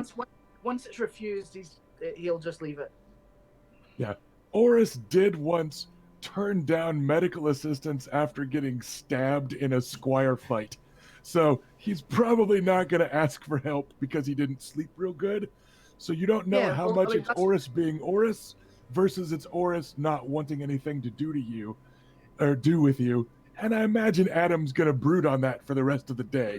Like, how much of it is because it was me? Oh, no, But yeah, he wasn't. He is going to. Sorry, he is going to be convinced that it is entirely because of him because that's how he rolls. That is how he rolls. Sure. But an easy deflection, should a sibling try to cheer you up, is, of course, Oris didn't ask for help. So it's a pretty slam dunk way to try and cheer you up. I don't know how openly you're going to mope and how openly any of your siblings are going to care for you because they've all done that only in private to date. If the lobby of a brothel counts as private. But yeah, like I said, he didn't seem to be grunting with any particular malice, so it's hard to tell. But no, he does not take you up on your offer of doing his work for him because he is tired. Okay. But maybe he's also going to brood on it all day. Who knows? He is a brooder. There's no denying. All right, then. Anything else of particular note planned before fucking off out of this creepy Will Castle? No, not for me. All right, then. Let's get going. You hit the road. Maester Thomas is the last one to kind of wave goodbye to you.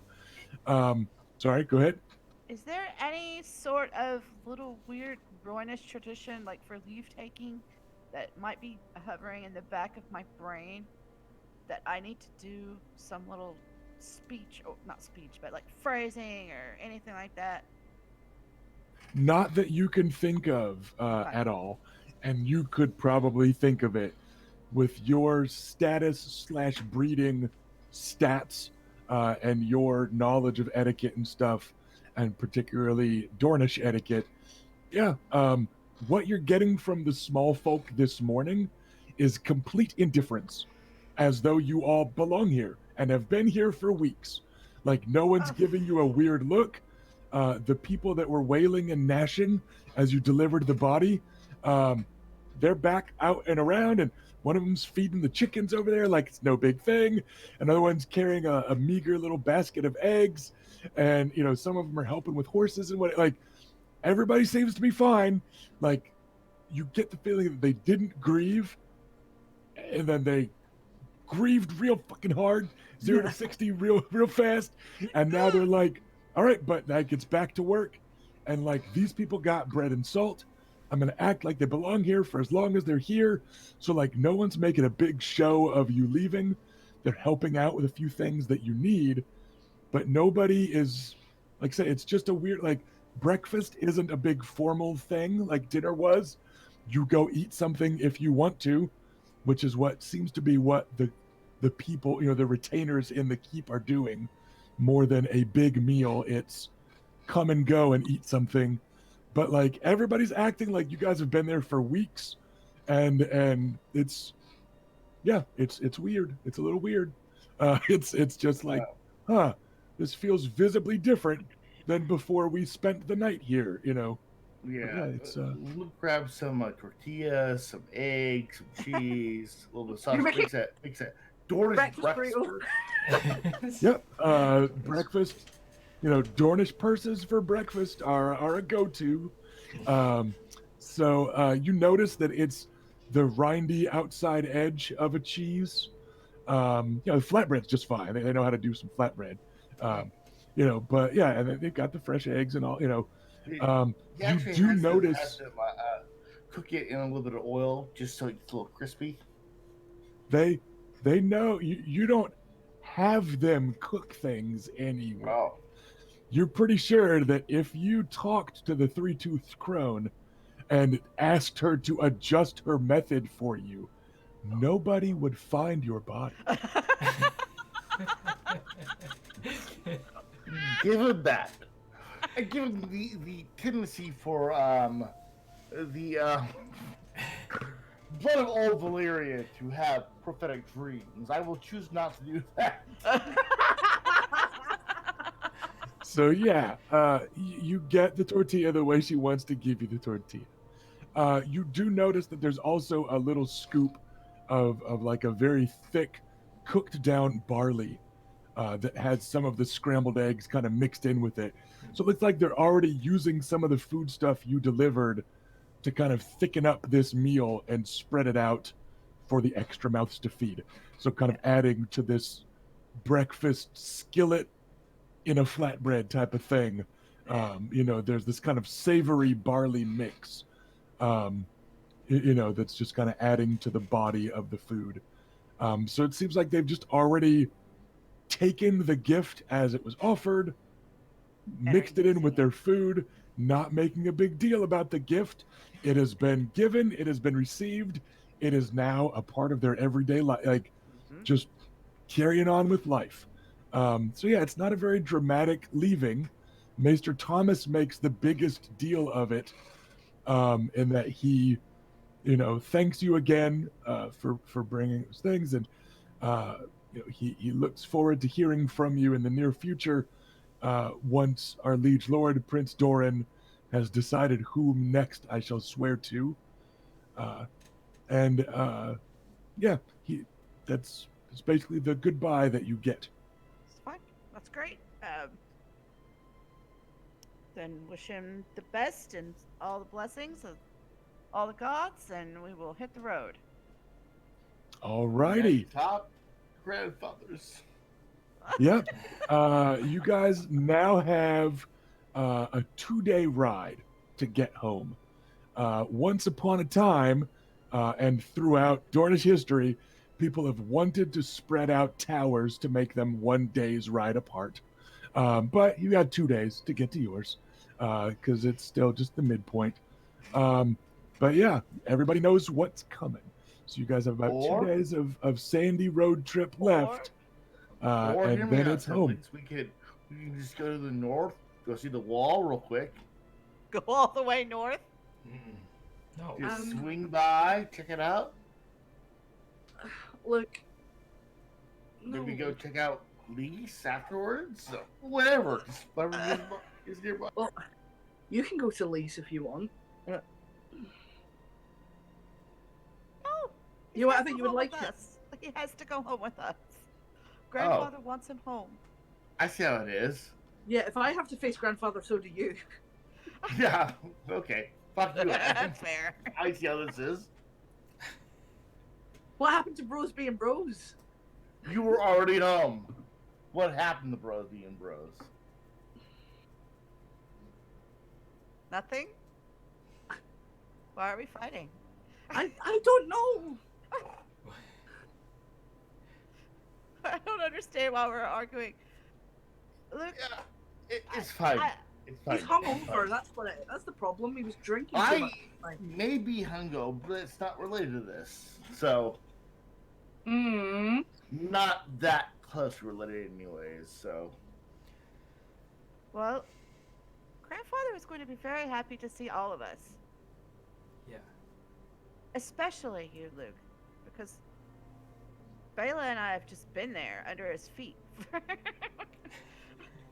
Yeah, and he even I was just there saw- for a couple of days like, before he got to see before we Adam left. already. Yeah. And now, you're like a bright, shiny coin. All new. So, I mean, a little tarnished, maybe. he's going to be very happy. He will be very Yeah. happy. So, okay. stop You expecting just point at me. the worst. Yes. I'll point right back at you. How dare you? But okay. But okay. And I'm the one with the marksmanship, so my pointing is going to be more accurate.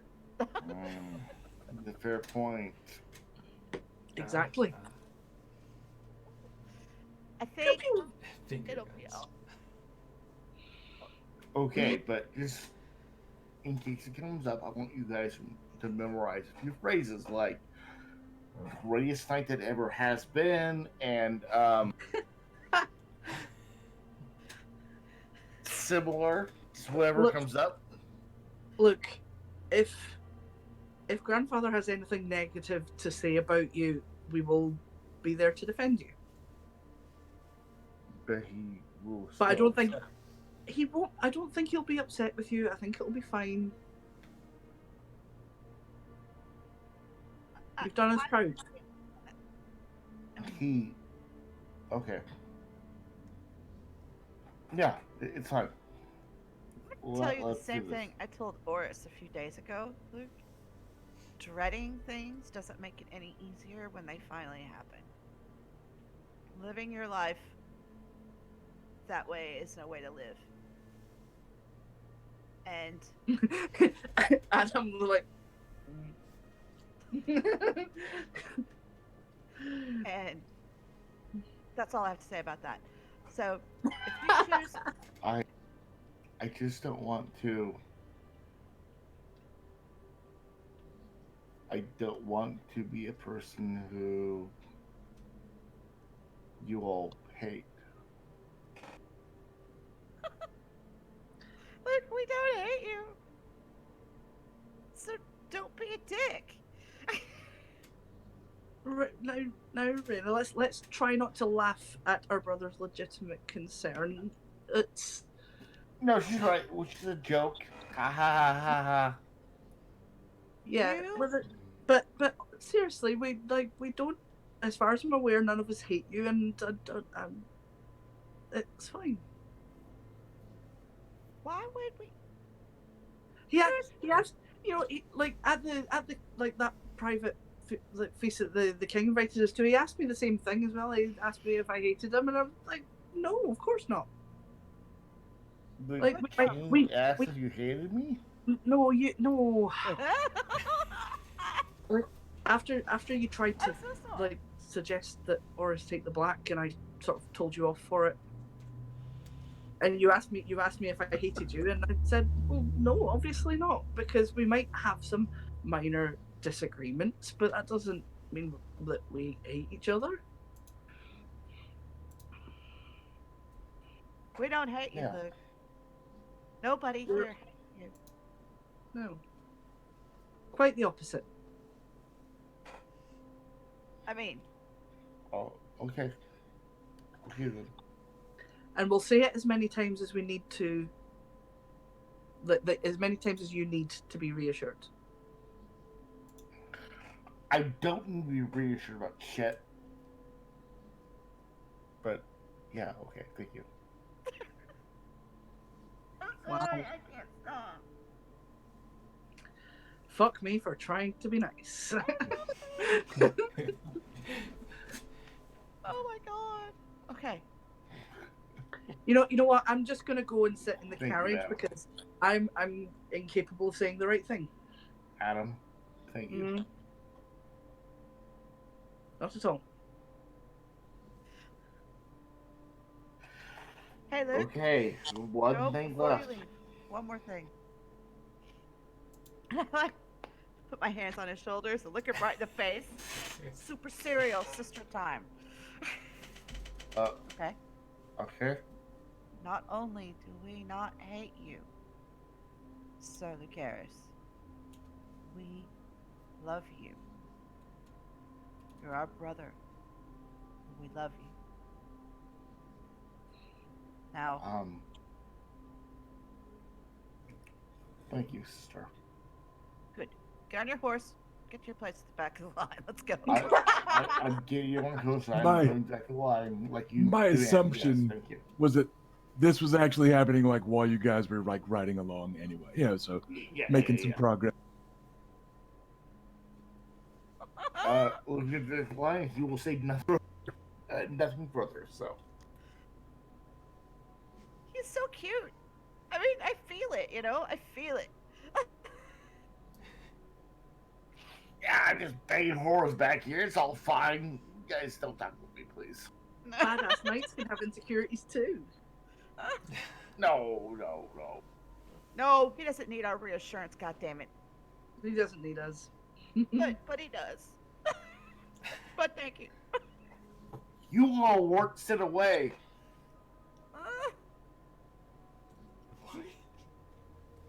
It's Quietly goes back to the back of the line. With horse.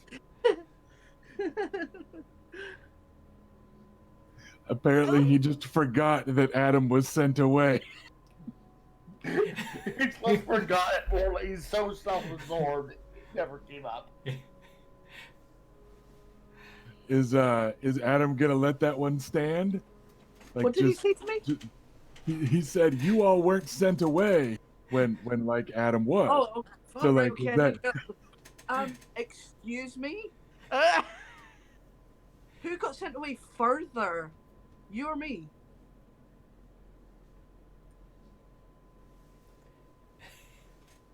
Exactly.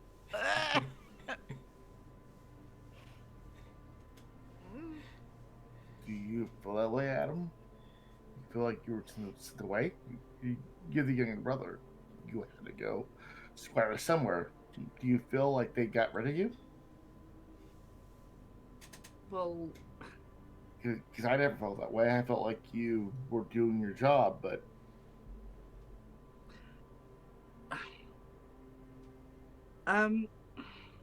my feelings about it are quite complicated. But my point was that you weren't the only one who was sent away. And, I mean, we were sent away for the same reason.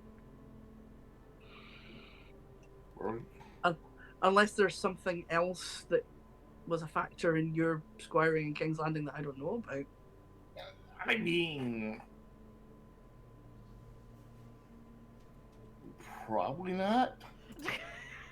Well then, I mean, also it's not a competition to see who could be the most miserable, because you will not win that one. I mean, we're all attracted by Aunt Elia's chosen clothing, right? What's Aunt Elia got to do with this?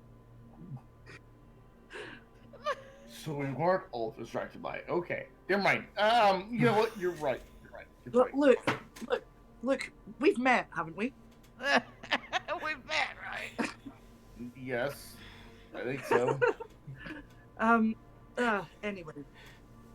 No, I was not distracted by Aunt Elia's. The leather, like, real tight. All was it just me? I thought it was just me. You know what? It was just me. Look, Never mind. look, Never mind. Look, Probably no, wasn't. Look, it's perfect. I mean, it's not all right, but it's all right. It might not have been just you, but it just wasn't me. Right. Everyone likes different stuff. So yeah, fair. Okay. Plus you were younger, and Yeah, well, never mind. actually, you're real fucking good at the bow. So no, you weren't distracted, were you? No, I was paying attention to the lessons because that's how you get good. You know what? A lot of shit just started making sense to me.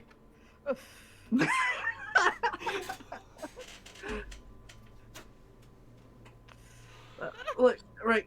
I mean, I can see whatever my issues are. I am surrounded by my siblings who understand. So, thank you all.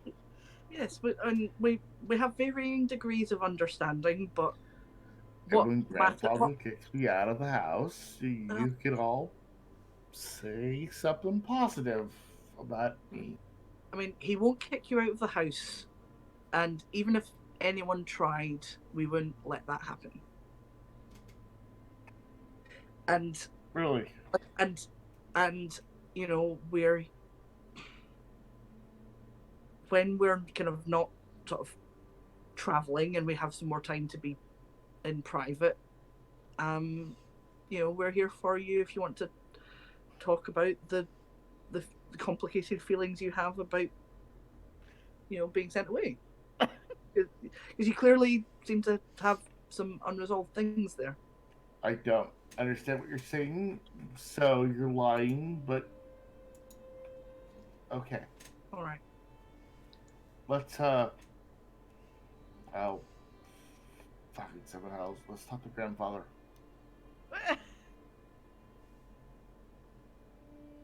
Get it over with. Gosh. Damn, that's a lot of internal pressure I didn't And know. we'll look. We're. I mean, we agreed that we're not going to talk about this around grandfather, but I mean, take solace in the fact that you're not the person who like won a whole bunch of money and then spent all but 25 gold of it. Oh yeah. So And Baylor takes this but- moment to finally interject and say, "Yeah, think about how much our cousin Will and his house could have used that money." Yeah, thanks for that. Oh! I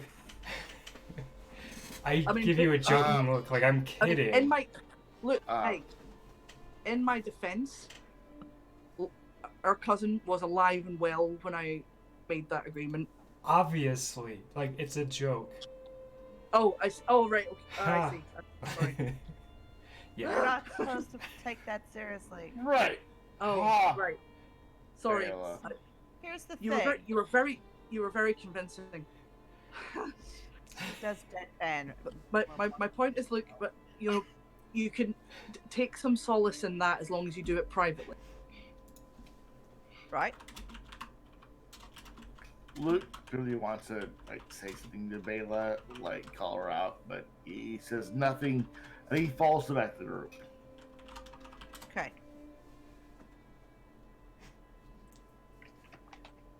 Yeah, Erica just coming out of nowhere with a killing shot there. Yeah, the whole time staying silent, but taking a moment to finally needle jokingly in a very precisely placed Like- jab. Needle jokingly by stabbing him in the liver with my spear.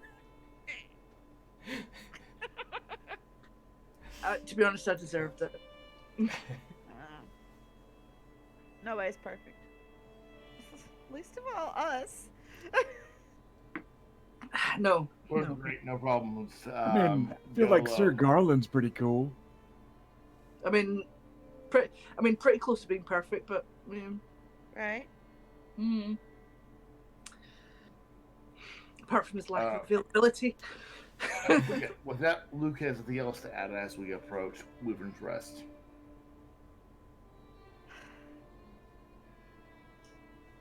we will pick up the pace. All right then. You make camp on that last day of travel that you'll have to. Again, everybody spreads out to their little tents. You keep a lot of people on watch and that sort of thing because the Vulture King is lurking and he hasn't struck you yet. Not sure why. Not sure if, not sure when. But your guards once again make it safely through the night. And in the morning, you head out a little bit more spring in your step, a little bit making good time because you know you're going to be home by nightfall. And if you hurry a little bit, you'll be home that much earlier. And you're in this last stretch when, especially for Bela and Reyna, the stones are becoming reassuringly familiar. You know, you've ridden these trails to hunt bandits not long ago, Oh. which may be in another bittersweet memory that led to Sir Vannon being knighted. So there's that, you know, but you're getting onto the lands where you have strong memories of them and where the terrain is comfortable and familiar and you know you're less than a day's ride from home. And you know, that's just a different type of feeling being at the end of a journey home. So you're making your way through the mountain passes. It's still high territory. It's still, you know, steep drops on one side, high mountain ridge on the other that could have hidden archers on it. It's still not quite exactly comfortable, but it is spicy Dorn comfortable, right? It's the type of tension that you're used to, and you're on Nymerian lands, and that just feels a little bit different. You know, the redstone here is yours, and that is your blood, or blood that you have spilled, that has colored these rocks, and that's a different vibe, right? So confidence is high. Morale is getting a little bit better on that day, despite the looming concern of banditry. It's infectious throughout the whole group. Like they know that you're getting closer. And as you are the leaders of your caravan, it spreads throughout everybody. And Lady Alisane starts to sing a northern marching song to get spirits up there in this last little bit. Fucking nobody knows the words. Like nobody else does. It doesn't occur to her until later that no one's ever heard it, you know. And it's that sort of thing.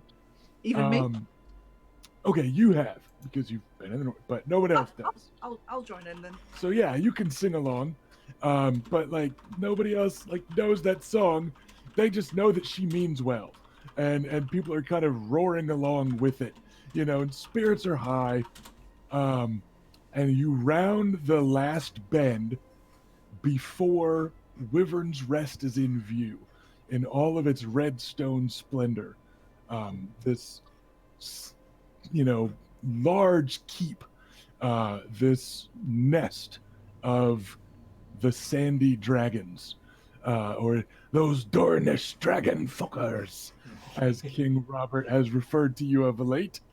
And that's home, and that's safety and security, and that's the distinctive style of House Nymerian, with a couple of those big banners waving in the wind on either side of the gate, and just barely in the distance, you can hear a horn blowing, and the gates start to swing open, and then you hear Bessa of Fleabottom at the front wagon go, "Core. Well, I'm guessing that's the bloody place then." And we're gonna cut right there. And we're gonna Aw. come back in 2 weeks. So hopefully everybody will join us as we come back to Westeros for episode We're home. 22 of Girl. A Sea of Spears. We'll be back here in 2 weeks' time. We're here every other Sunday afternoon, 3 o'clock Eastern. And if you check us out on YouTube, you can find all those earlier episodes. So thanks, viewers. Thanks especially these extra viewers that we picked up. If you enjoyed this taste of Dornish drama, of angsty teen concern of the entanglements of Westerosi alliances and etiquette and tension and the looming threat of bloodshed as an undercurrent throughout. Hopefully, you'll come back and join us, and hopefully, you'll check out some of the back episodes and get even more of the story. But thanks for coming by, everybody. Thanks for joining us. Grandfather next. Yep. Yes, next episode we'll certainly be picking up with Grandfather Maekar Nymerian, the Lord of Wyvern's Rest, just chatting with you guys about your trip to King's Landing. So, we'll see everybody back here in 2 weeks. Thanks Bye, for coming by, everybody. Bye. Bye. Bye-bye.